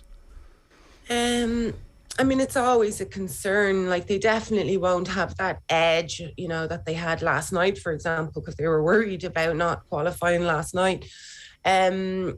But I don't think so. I don't think we need to worry about it. The Swedes, they like to win. They like to show off. They like to prove how good they are to everyone. So the Finland game won't be any different. They're going to want to put on a show. And I don't know if you've seen their advert, have you? Yeah, the jersey. Yeah. Yeah. Yeah. I think that kind of shows their temperament, and you won't be able to beat us no matter what. And it's been true to this. They haven't been beaten. They've only been scored on against twice, and that's from Ireland last night and from Finland. So, they're a really difficult team to beat, and they're going to want to prove, last night was a bit of a dent for them. So they'll come out of the box, charging for sure. I don't know if you saw the Ireland ad. So Sky have an Ireland ad. It's all around the Out Believe, and they showed the ad, and the team apparently were like, oh, this is class, and emotional around it. In your opinion, do you think the team also saw the Sweden ad and were also maybe similarly inspired in the opposite direction, going, what is this? What did the Swedes tell us about their jersey? Oh, yeah, absolutely. I mean, it's a small world. Somebody would have mentioned it to them. They would have had a look. And Dave from FM Today told me last night, I hadn't seen it, and I watched it last night, and I was livid. I was like, oh my God, I'm furious. Like, this would really annoy me. Probably to a disadvantage if I was playing, to be quite honest. But yeah, the girls would have seen that, and that would have, really wound them up. You could see that the girls had fire in their belly last night, and I wouldn't be surprised if that added to it, along with our Sky advert as well, which is really inspirational. One thing that's not so inspirational is Kenny Shields' comments. I don't know if you've seen or heard this yet, but we can actually play it for anybody who hasn't seen them. So this is Kenny Shields, the Northern Ireland manager, beaten 5-0 last night by England, and here he is explaining why they conceded goals so quickly. I thought they were struggling a wee bit at times to open us up until the psychology of going 2 up. In the women's game, you'll have noticed, I'm sure you will, if you go through the patterns, when a team concedes a goal, they concede a second one within a very short period of time. Right through the whole spectrum of the women's game, because girls and women are more emotional than men, so they take a goal going in, they don't take that very well. So if you go through the stats, which journalists love to do, going through stats, and you'll see teams conceding goals in 18 and 21 minutes, and then in 64 and 68 minutes. They group them because that's an emotional goal. So we conceded in 48, with 3 in 7 minutes, was it, or 3 and 9 on Friday. And we were conscious of that. When we went 1-0 down, we killed the game, tried to just slow it right down, because to give them time to get that emotional imbalance out of their head. And that's an issue we have, not just Northern Ireland, but all the countries have that problem. That's Kenny Shields there. Emma, what do you make of that? I think it's ridiculous, really, to say that we concede consecutive goals because we're emotional on the pitch. I think that's a load of crap, to be quite honest. I'm speaking personally. If we conceded a goal, actually, I was more determined to get it right and to get possession back, and I wasn't emotional about the goal, so to speak. Yeah, I was emotional, but about getting myself back in the game or getting our team back in the game. And I think I don't agree with them, basically. I don't agree with them. And it's like in football in general, after you concede a goal, the next few minutes are very important, whether you're a man, woman, dog, whatever. It's really important because the other team are elated, they're confident, they feel stronger, and you have to try and get the balance back from that. But it's not about being emotional. It's about the flow of the game and the balance of the game. It's idiotic stuff, really. It's like complete misunderstanding of cause and effect at a basic level. But I do wonder what his team are thinking. They're preparing to go to the Euros, and the next time they go training, they're all looking at the manager going, well, you just think that I'm going to get emotional whenever anything happens on the field here, so you don't actually trust me to be a footballer. Yeah, no, I mean, that comment is, it would get you the sack, really. And I'd be surprised if he is the manager for the next game, to be honest, because you can't discriminate like that. And it's the one thing we don't need in women's football when it's on a momentum of, trajectory is crazy. And for him to say that is just ridiculous. But the point is, he's thought about it a lot. It wasn't, a throwaway comment. He's obviously thought about it. He's studied it. And because he has seen that maybe there's a lot of games that teams have conceded 2 goals in the short space of time, he's decided to put it down to a fact of it must be emotions for women. It must be. What else can it be? It was just absolutely ridiculous. It's just so silly. And I know a couple of those girls, and I know they won't be happy with that. So I'll be interested to see how that carries on. But I hope he doesn't speak like that. I mean, more concerning for me that the tone of his voice, I was like, yeah, if he was in the dressing room talking like that, I'd be like, I'd need a little bit of an extra warm-up to get me going again. Emma, always great to have you on. Thanks a million for joining us. Cheers. Thanks a lot. Cheers. Thanks. Bye. Emma Byrne with 134 caps for the Republic of Ireland during her career as a goalkeeper with Arsenal, and of course Champions League winner in her time as well. 12 minutes past 9 here on OTB AM. If you want to get in touch, 0879 180 180 is the WhatsApp number. You can leave a comment on the YouTube stream. You can tweet us at OffTheBallAM. OTB AM, of course, is brought to you live each morning by Gillette Labs for an effortless finish to your day. I want you to keep an eye out in the ad break for a clip from episode 12 of the Football Pod, which is available to listen to right now in the Football Pod podcast feed or in OTBGA. You can subscribe to get a new episode every Tuesday from 6 o'clock, and you'll see the reaction from Paddy, James and Tommy to the breaking news of Rian O'Neill's successful appeal of his red card, which is actually a massive game changer and potentially a season-shifting moment when it comes to the Gaelic Football Championship. In the meantime, I'm going to tell you what's coming up on OTB Sports Radio today. OTB Gold is Joe meeting Ger Gilroy. At 1 o'clock, Coy Gig is former Ireland manager Sue Ronan.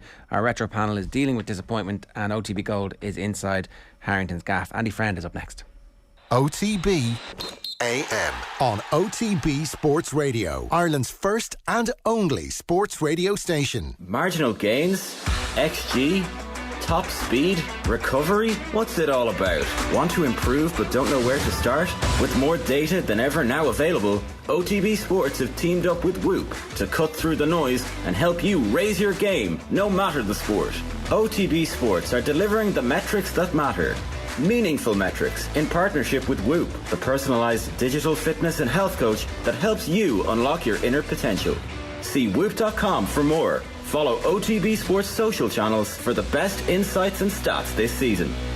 That game in Castlebar will be absolutely hopping. It will be electric atmosphere. Mayo will be top of the ground in that game, and if they have those players back, I think they'll have too much. I didn't hear a word you said in the last 45 seconds. Well, breaking news here on the Football Pod. Rian O'Neill has won his appeal and will be available for the Ulster Championship game against Donegal. The hearing lasted a few minutes. Lovely. A massive boost. Really buzzing about this match. That's coming from Thomas Niblock of the BBC. Don't cut out my bit of Mayo there now. I won't. The hearing lasted a few minutes. Yeah. It's like, does that change anything about Ulster for you, James? Your Ulster call? He's just stiff Donegal. Don't edit it. No, I back there, man, all the way, baby. I knew that. I'm the inside track. I knew he'd get off. But I know a guy. That was a massive, massive issue for Armagh. If they didn't have Rian O'Neill, then a massive string to their bow, like their main asset, talisman. They wouldn't have beaten Donegal. No, it definitely makes it a lot closer. I still fancy Donegal, but wow, okay. I think it's a massive plus for Armagh, obviously, massive. FBD Insurance knows this sound spells trouble for van drivers.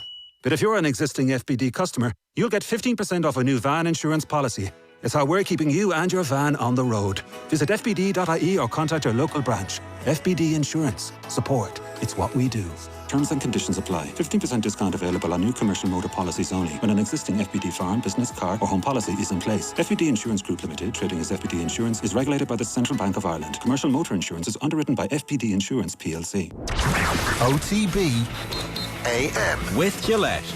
Get into your flow with the new Gillette Labs Razor with exfoliating bar. So a brilliant atmospheric game in the showgrounds last Friday night will see Leinster take a 5-point lead over Connacht into the Good Friday second leg of the Heineken Champions Cup quarter-final. I'm delighted to say the Connacht coach Andy Friend is with us. Andy, I'm always wondering how you feel after a game like that. I was particularly struck by Shane Lowry's comments after the Masters, where we were all going, well, geez, Shane Lowry just finished third in the Masters. He's like, how many opportunities am I going to get to win these games? So there's like joy about being involved in such an amazing spectacle and occasion, and also this nagging just disappointment that the game was there for you. Yeah, that was exactly how it was, Joe. We had a change room that was pretty somber, to be honest with you. The immediate thought was a game that we could have won, and we had our chances to win, but we didn't take it. When you go back through it, you go, well, I'm very proud of the effort that went in there, and I think the boys would have been very proud of their effort. But we don't play this sport to come second. You play it to win, and when you don't win, there is that feeling that you haven't done enough and you missed a trick. So that's pretty much how we felt, mate. Bundy was in the on the pitch in the huddle afterwards and very, very animated about it, and I don't know what he was saying, but I suspect the message is like, this is not over here. What was your message, and how do you get that messaging right to make sure that you're giving everybody the confidence that they can go and create an upset next week, but also that there's just a little bit of work that needs to be done? Yeah, and that's exactly been the messaging. The messaging is, listen, we're very much still in the fight. When we kick off on Friday night, it's 5-0 to Leinster. So it's a very digestible chunk that we have to overcome. It's one converted try. But we know if we converted a few more of those opportunities that we created, and if we, like in my view, we opened up 2 really easy holes for them to score 14 of their points. So we're better in those 2 areas, then that 5-point gap that sits there is definitely achievable for us. So that's what the focus has been on. It's all about what we need to do and how we need to be better. And let's hope we see that on Friday night. How do you feel about the season at the moment? Because it's been a bit of a roller coaster. There's been some absolutely outstanding performances, and there have been occasions where the team didn't perform and didn't show up in sections of games and even over full games at various stages too. So when you're thinking back and rationalising what's gone on, what's your understanding of why the season has been the way it has been for Connacht? It's a good question. We've been consistent in being inconsistent. That's the way we've been, and so your summary there is very apt. Some great stuff, some not so good stuff, and I think, listen, as a group, and this was also one of the messages. Our preparation leading into that game last week was the best I've seen from the playing group, coaching group, from everybody in terms of the detail that went in, the time that was spent on analysing opposition, and all of that's therefore controllable. But that's not the way that's not a habit for some of our players, and that needs to change. The reason Leinster are so good, in my view, is that they have a squad that if you're not doing your detail and getting your detail right, you're not going to get opportunities. And I believe we are starting to build that squad where the pressure's coming on the players to realise you may get one pop, and if you're not good enough at it because you haven't done your detail, it's not going to work for you. You can sit at the back of the queue again. So that penny's starting to drop, I believe. So, it's been a year where I think we've done some really good things. We've had some enormous growth, but we've also reverted back to some of our greatest failings, where we just don't turn up on games, and that's unacceptable as a pro footy team, unacceptable from all of us. And as I said, I sit at the top of that, so that's something that we need to get right as we try and finish the season off and head into next year. I know, listening to you over the last couple of years and speaking to you at various stages as we've gone along, you've never once reached for excuses. It's always been to explain, and it's about a building process. But it does feel like, of all of the provinces, whenever your players become successful and go to join the Ireland camp, you just don't have the strength and depth yet that some of the other provinces have to be able to deal with that. So you are victims of your own success. The more successful, the better your players get, the better they play, the more of them play for Ireland. And at the moment, you just don't have the replacement level who can step in and it be seamless. Yeah, I think that's something we're continually trying to build. I think the other hard thing, mate, it's been these last 2 years, if you haven't been in a 23, a starting or a squad 23, you haven't been playing rugby. So we got a chunk of players that they just need footy. One of the reasons they come here is because they haven't been accepted somewhere else. It's a lot of them. Some of them are our homegrown boys that have come through academies. But the only way you get better as a rugby player is to play rugby at the next level. And because of COVID and all the reasons that we all know, we just haven't had that second tier coming through. So for a province that doesn't have a great deal of depth and needs games to give players opportunity, we've suffered with that. But at the same time, it's put a greater emphasis on our training. And I do believe our training's got much, much better, really good intensity within our sessions now. You can't go full contact, so you miss that final bit of the game.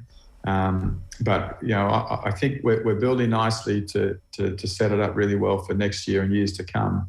But we're definitely not there yet. I think it's kind of sometimes underrated in terms of significant changes to your backroom team. This is the first year of that group bedding in as a management team, and you are also already clearly recruiting and a particular type of player that's coming through as well. Players with stuff to prove, people who do want opportunities, people who do want game time as well. You can see that there's like a medium-term plan in all of the thinking. When do you believe that you come to fruition with all that kind of stuff? Obviously next Friday, hopefully, from your perspective. But in the medium term, when do you feel like, okay, this is a playing group now who are going to be playing in the style that the management team wants them to do, and that gives the full expression of what the Connacht identity is supposed to be? Well, I think we're going to be better again next year. But again, I don't think you ever reach the pinnacle, because there's always another mountain to climb, isn't there? So I do believe, as you explained it really well there, mate, that we have got a new backroom staff. I think they've done a tremendous job in their first year. It's been tough, and it is tough when you come into the professional environment. We've got two brand new coaches, rookie coaches in Colin Tucker and in Mossy Lawler, but they've done incredible things with Kellie with the defence and Mossy with some of our launch stuff. And I know, some of the games we've played, we've leaked big points, but I keep saying it's not a system thing. That's down to some individual errors there where we need to be better, and that's also getting coached. Some of our launch stuff has been the best we've seen. Pete Wilkins has moved into a new senior attack role. I think he's done an amazing job in widening his breadth, which was previously just defence, to now into attack and defence and overall game management and preparation. And Dewald Senegal's come in and I think has really stabilised some areas that we were leaking and creaking before. So this first year it's been a year of embedding. Next year we'll be better again. Will we reach the pinnacle next year? No, because I think we'll be better next year, but there's going to be another year after that and so on and so forth. So, and as you say, our selection motto, our recruitment motto is to find the rough diamond and try and polish him up. That's what we've got to do. And sometimes we get that right and sometimes we don't. But that's the model that we work with, as well as trying to bring through our homegrown players. So, I believe, let's wait to see what happens on Friday night. We've got enormous energy to get up to the Aviva and try and turn around that 5-point gap. We then go to South Africa. It's going to be a struggle for us now to reach the quarterfinals with the way our season's gone, but we own that. No one else does. And if that doesn't come to fruition, then it's all eyes on next year for us. We've got a new 4G pitch going to be put in here at the sports ground next year. So that allows us to get into our game style of being fast, relentless, adaptable even more. So I see another step being made next year with a coaching team that's been around for a second year and a new group of players. So I'm excited and positive about the future. Are there many more players to come in an ideal world in terms of recruitment, or is your recruitment largely done for next season? Virtually done, mate. We're looking probably for one more, but we've got to find the right person. So at the moment, we're about 95% done. And when you're selling the Connacht dream at the moment, are you pointing to Mac Hansen and going, hey, look, there's anything is possible here. You can have the world at your feet in the space of 12 months. Yeah, and listen, Mac's turned all spotlights towards him, hasn't he? Which he's been brilliant, mate. But that's exactly it. We got, as we now know, we got a young fella called Byrne Ralston coming over next year now. I'm excited for Byrne. There's another part of me, I sort of feel for the bloke, because he's another Aussie coming over here with Irish heritage, and the assumption's going to be he's going to be another Mac Hansen. Now, he may well be another Mac Hansen, and if he is, fantastic. But he can definitely look at what Mac's done and take enormous courage and belief in that going to this, the west of Ireland and playing his trade there could well launch an international career for him. He may not be on the same time trajectory, but he may well get there. But we got the likes of Byrne coming in. We got Shane Bolton, who, as we know, we signed last year. This has been his first year. He's only a young man, hasn't had a lot of opportunity this year, but there's a lot to like about what he's going to do. But the Mac Hansen story to me is a dream come true, and just it points to what opportunities lie out there if you're prepared to be brave enough to make a move and to back yourself and go and play the footy you can play. Does it have a knock-on impact as well on the existing squad as well, when you see somebody who's one of your teammates who you're going up against every day in training, who steps straight into the Six Nations arena and not just acquits himself well, but acquits himself spectacularly well for somebody who doesn't have the requisite 20-25 caps to acclimatise to international rugby, that his own teammates, some of the academy players, some of the players who've been there who maybe haven't hit their peak just yet, are going, actually, if I do hit my peak, I don't need to go somewhere else to realise my international ambitions. Yeah, correct. And blokes also then look at Mac and say, well, what's he doing? What's he doing different? And we're all different. We're all different as humans. But one of the things you get with Mac Hansen is, he's very measured in his approach. He's a laid-back fella. He likes a good time, but he also he's serious when he wants to be serious. So that can rub off on other blokes too, because you're always trying to pitch yourself against what success looks like. Now, Bundy and Mac Hansen are two very different people. Finlay Beelam's a different person. Again, Jack Carty's a different person. So you'll pick up little bits from all of them if you're a young, astute player, watching what they do, and it's trying to capture the best out of everybody and then be yourself as well, which hopefully will make everybody within the squad a little bit better. So, everyone wants the Mac Hansen stories. Mac's been brilliant in coming over here and seizing that opportunity, and he's an absolute joy to watch play. He's an absolute joy to work with as a rugby player, and he's just a good bloke to have around the team too. So we've rolled 6 with that one. Can I just ask you a little bit about preparation for Leinster? Are they a different animal in the Heineken Cup from the URC? Did you see different things from them last week that you hadn't seen before, or were they actually just exactly what you expected? I think every team's got their own identity, and so the identity which we saw on Friday night was pretty much what we'd seen. The quality of player that they can roll out on a Heineken Cup night is very impressive. So the bodies are a little bit bigger, the hits are a little bit harder. set piece was a little bit tougher, all of those things. But the game style that they play, a little bit more clinical in certain areas. You got a James Lowe with a left boot kicking it 50 metres every time his boot touches the ball. That sort of stuff you might not see, or we didn't see in previous Leinster games. But we know we're going to get that and more on Friday night because we've poked the bear a touch. But it's not really about what Leinster are going to do. It's about us seizing our opportunities and us being better again than what we showed on Friday night. And if we can just focus on us, I think you can get yourself caught if you're worried too much about the opposition and what they're going to throw at you. It takes your eye off your own game. So for us this week, it's about us being even more clinical than we were on Friday and on both sides of the ball. And if we can do that, we think we can sneak it. You've obviously played at the Aviva already this season. Is that important? Was that? I mean, I don't know if you automatically thought, well, there might be a leg for us in the quarterfinals at some stage later on in the year, but might just have been a good decision at the time as well. Your players seem to enjoy playing there anyway. Yeah, it's a bigger pitch. You don't get the wind you get here. We had a beautiful night on Friday night too. So there was no conditions really to worry about. We've had some real success up there at the Aviva, and given the performance we put out on Friday night, we now know there's going to be a chunk of Connacht supporters up there too. So the majority will probably be Leinster, but there'll be a good smattering of Connacht supporters, and we've had some happy times there. And let's hope Friday night's another one. Last question. One of our listeners on YouTube wants to know, what do you make of the two-legged situation?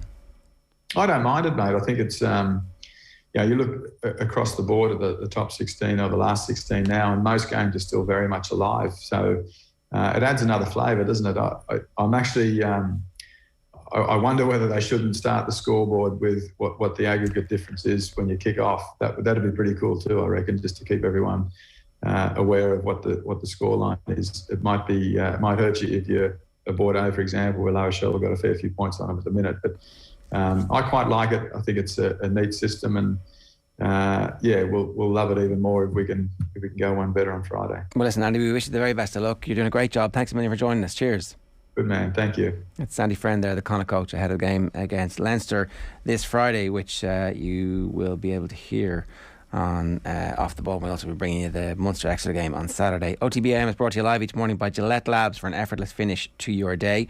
We're talking Champions League tomorrow. Kilkenny legend Tommy Walsh will join us. Alan Quinlan will preview the Champions Cup last 16 second legs, and Irish MMA star Will Fleury will be live in studio as well. Right now, we're bringing you Joe's chat on last night's Off the Ball with journalist Kieran Cunningham and Conor Lally, discussing yesterday's bombshell news on the Cunningham cartel. Enjoy.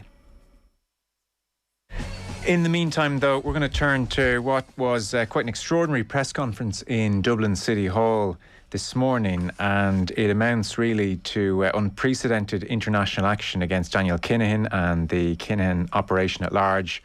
We are talking Irish, American and British law enforcement agencies very much working together. So this afternoon, the Kinahan cartel was described as a transnational group that has generated an estimated €1 billion, leaving, quote, addiction and violence in its wake, end quote. And we heard from an array of different people. For instance, Drew Harris, the Garda Commissioner, he described today as a landmark day in the fight against crime. He conceded that the apex of the organisation remains in jurisdictions without extradition agreements with Ireland, but he said that from today, the operation would be running low on money, friends and influence, end quote. And then we also had Greg Gachanis, and he is from the US Treasury.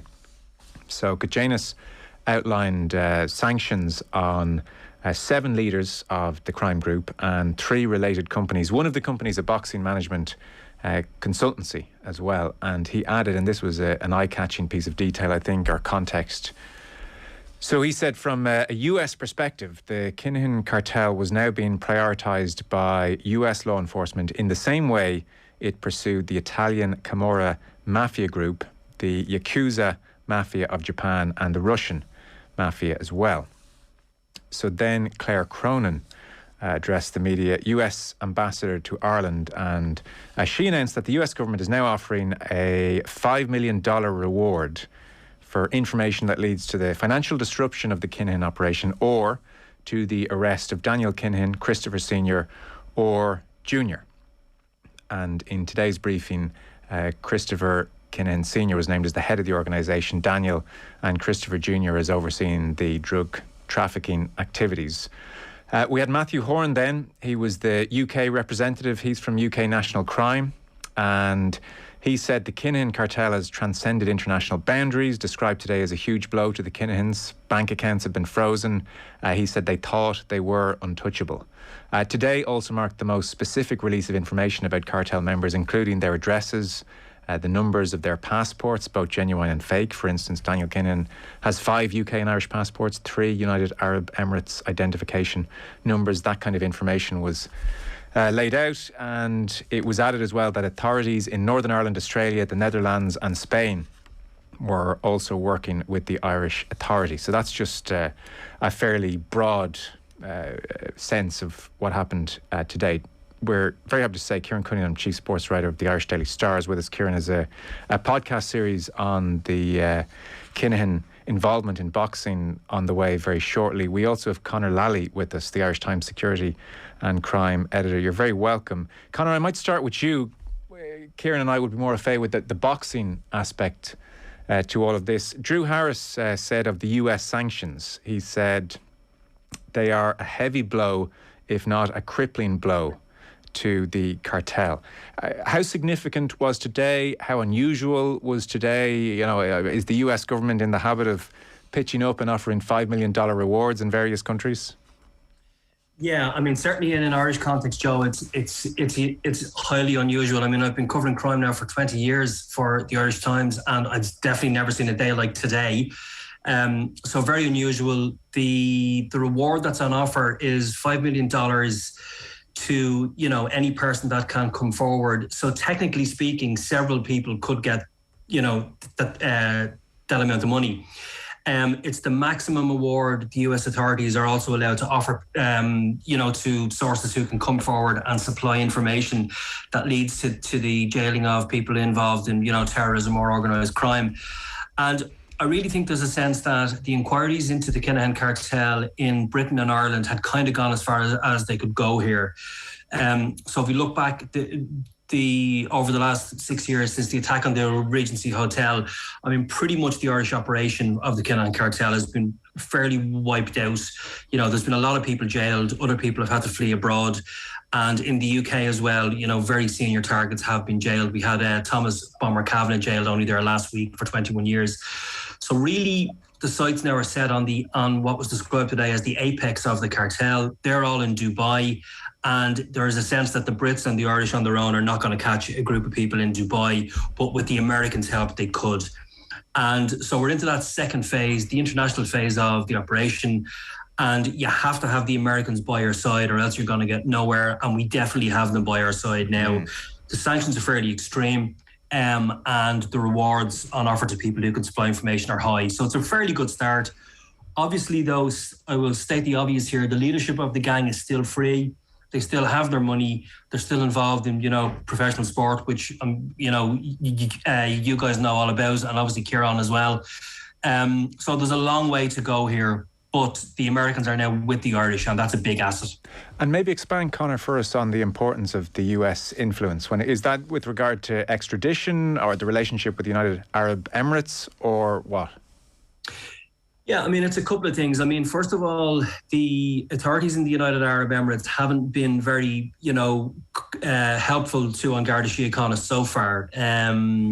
We also have no extradition arrangements in place with the UAE. So trying to get these people back here would be very hard. I think the chances of the Kinahan brothers or their father going on trial in Ireland, I always felt was fairly slim. I mean, Christopher Kinahan Sr. has lived abroad for over 20 years. All his assets are abroad. All his crimes have really been carried out abroad, even though obviously drugs have, you know, come into Ireland. It is an international group and it's not based here.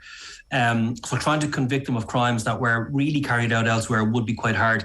So the Americans may put pressure on the UAE authorities to play ball a bit more. But one of the key assets of having them involved is the fact that the Kinahans would have used the financial institutions in America to pass cash through, to buy assets, do deals, all that kind of thing. And if the Americans go looking hard, they should find evidence there of that kind of activity. And really, I feel going forward, that could be the big, game changer. Now, we don't know what they have. We don't know what they have and, what information they already have of concrete, evidence of crimes carried out through, US banks and so on. But the Americans are the ones who are best placed to do that. And they also have a lot of experience in helping to bringing down, major international drugs cartels, whereas we don't. We've brought down the Irish operation, and that was really all we were ever going to do. Okay.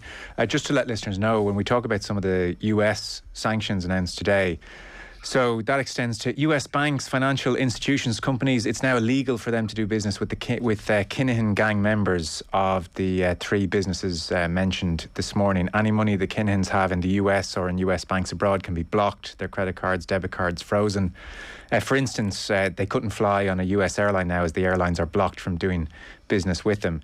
And I read in a piece this afternoon, I think it might have been your piece, Conor, Garda sources say the sanctions imposed on the Cunningham's are the equivalent of some of those imposed on Russian oligarchs. Kieran, I might bring you in. As Conor mentioned, many members of the Cunningham organisation are currently behind bars. There had been a sense over the last 6 to 12 months that the net was closing in on the apex, as they were described today, the apex of the organisation, and that's what today is about.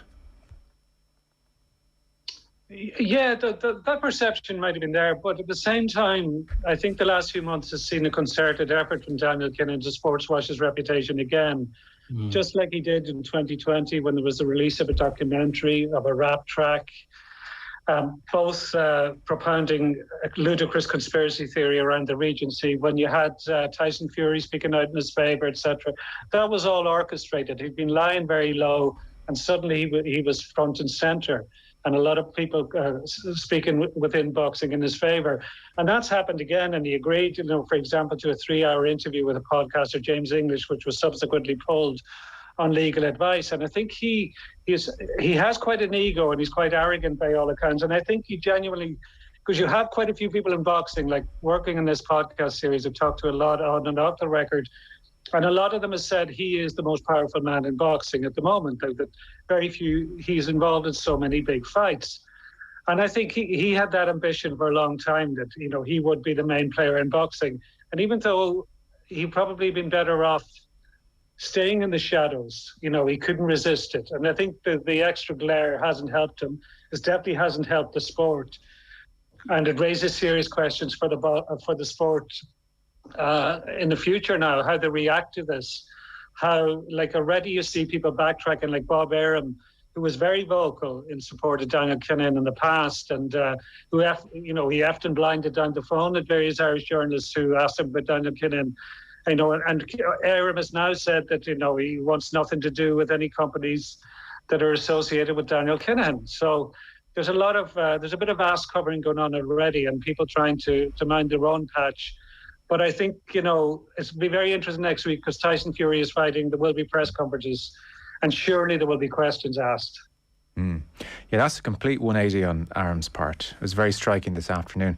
And to your point, Kieran, about coming out from the shadows and putting his head above the parapet almost. And, for a lot of people, well, there was the Regency for sure where attention was very much grabbed in a grim way. But more recently, with the view to boxing, it was Tyson Fury announcing on Instagram he'd just been off the phone with Daniel and this fight against Joshua was on, and everyone was saying, well, Daniel's the man to make this fight in the Middle East.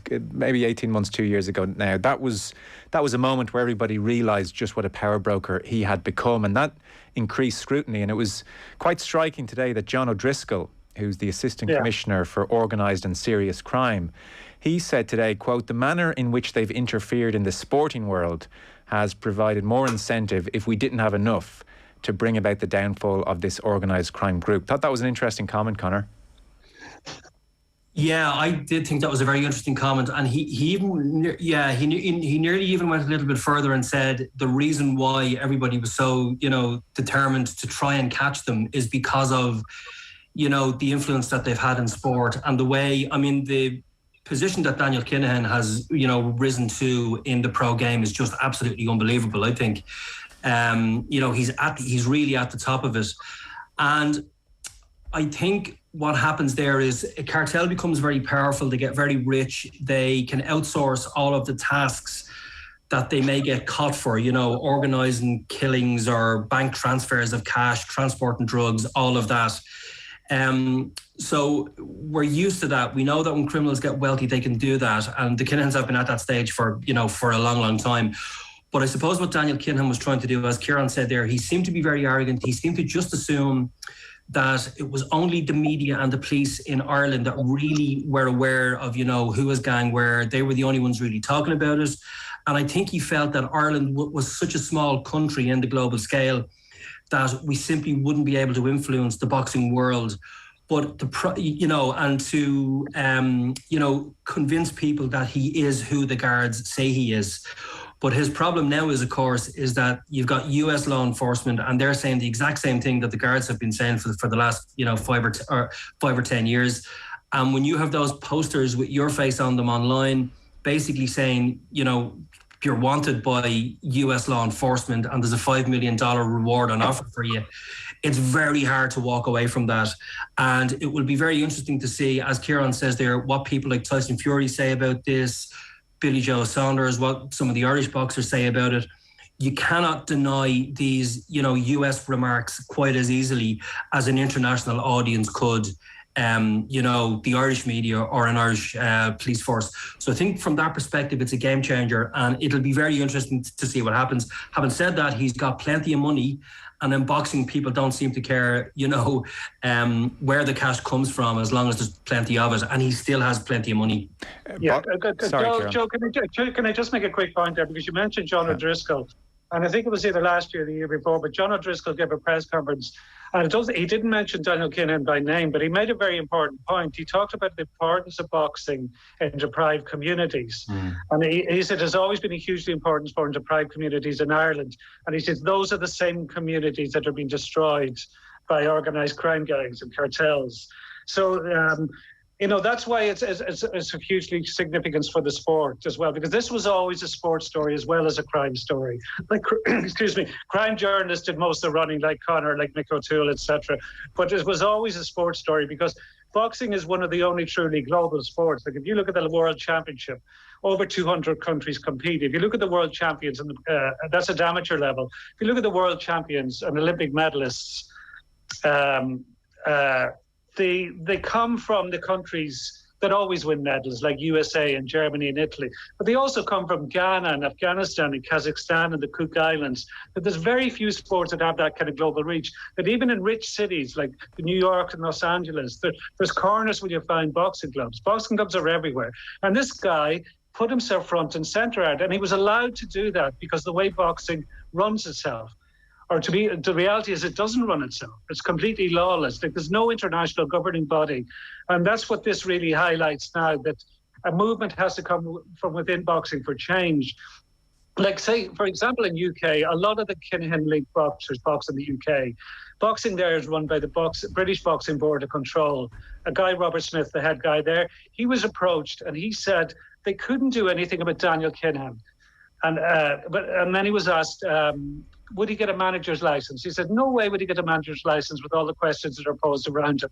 But he was working as a manager, except he was calling himself an advisor. And because he called himself an advisor, boxing said they couldn't do anything about him, which is absolutely ludicrous. And there's not many other sports that would allow somebody like Daniel Kinahan to get involved at any level, let alone get to the very top. Like if you want to take an underage team in soccer or GA or rugby, you go through Garda vetting. Like Daniel Kinahan wouldn't have passed the most basic Garda vetting to coach an under-18, but he was allowed to rise to the top in pro boxing. It's madness.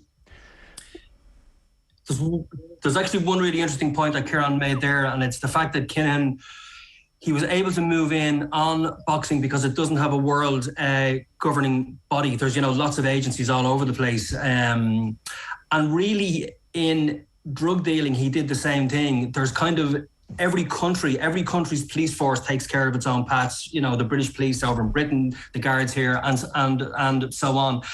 And kind of what the Kinahan cartel were able to do was, when Christy Kinahan got out of prison just over 20 years ago in Ireland, and he went to Spain and started to build his, drugs wholesale empire there, he kept his head down. His cartel wasn't killing anybody at that stage. He wasn't a priority for the Spanish authorities because they had lots of international cartels over there that were actually killing people in Spain, grabbing the headlines. So they were getting priority from Spanish law enforcement. And in the early days, because the Kinahan cartel was in Spain, he wasn't a priority for Ireland. So that's what the cartel have actually done, just what Kieran has kind of outlined there in the sport.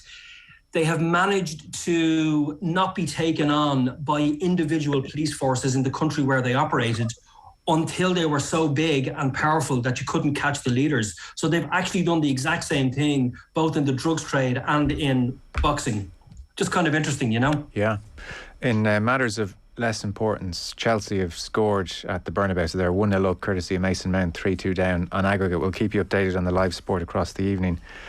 Boxing was discussed quite a bit at City Hall this morning. It wasn't just John O'Driscoll. So, for instance, a clip here of the Garda Commissioner, Drew Harris. He had a message to boxing at large and the boxing broadcasters as well. Have a listen.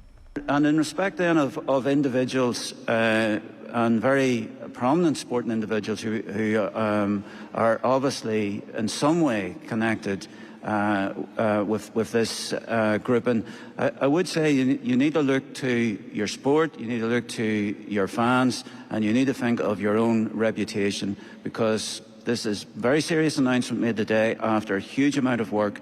It will withstand scrutiny, and what we're saying is based very solidly on the evidence and information that very many law enforcement agencies you saw represented here today have gleaned and have provided in effect to an independent office for what is a presidential direction. So that was Drew Harris. And then he was asked about broadcasters, BT Sport and Sky and the BBC and TalkSport, who've continued to broadcast Fury's fights, Tyson Fury's fights, and other boxers associated with MTK. He said, I'd ask them to look at their own business, at the probity of their own businesses and the relationship with their fans, and really, is this something that they want to be involved with in terms of their legitimate businesses? I think the answer to that is a resounding no. So, Kieran, speak to us about where the broadcasters are at the moment, and are they easy to get comments out of, even in the making of your podcast? Were they open to conversations about this or reticent? No, they weren't, Joe. And this is a very important part of the boxing story, because pro boxing needs TV money to survive, as most professional sports do. But it's particularly, it's leaned on it because it was one of the first sports to embrace the pay-per-view era and pay TV era. And that transformed the earnings of boxers, but it marginalized the audience. And now boxing, like when you go to the main broadcasters, like I've set them very simple questions, like, basically, have you ever talked to, negotiated with Daniel Kinahan? Have you ever met Daniel Kinahan? Have you ever spoken to Daniel Kinahan? Whatever, they're very simple questions. Most of the broadcasters have ignored them that I've contacted or just sent denials. But then you talk to people within boxing, they say Daniel Kinahan is the main power broker and he makes the fights and he does the negotiations. And a huge part of negotiations is negotiating with broadcasters. And it's across the board within boxing. It's not just the broadcasters. It's, there are managers as well and, promoters who won't give you a straight answer when you ask, have they dealt with Daniel Kinahan? Well, somebody is clearly talking to him, because he couldn't have the power that people say he has unless people are negotiating with him, unless people are talking to him. But there's a lot of denial there. And I would say there was a lot of hastily called meetings, particularly in television companies today, because this would be poison for advertisers. Like, why would any advertiser want to be involved with a sport or a broadcast that's linked to a guy and we know who he is and we know what he is?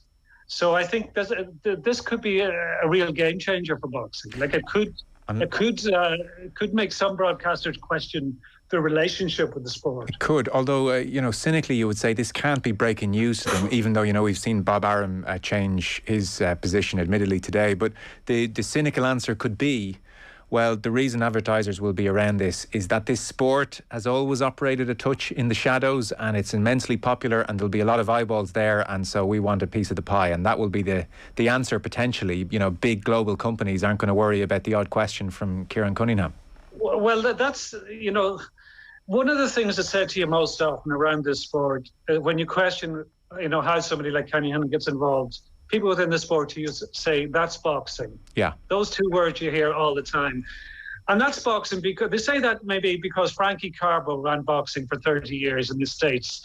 And he was a huge mafia figure. He was known as the mob's unofficial commissioner for boxing. But what people forget is that Frankie Carbo was sentenced to 25 years in prison. And his sentence was for corruption in boxing. You know, the people mention that Don King killed 2 people, but Don King was brought to court.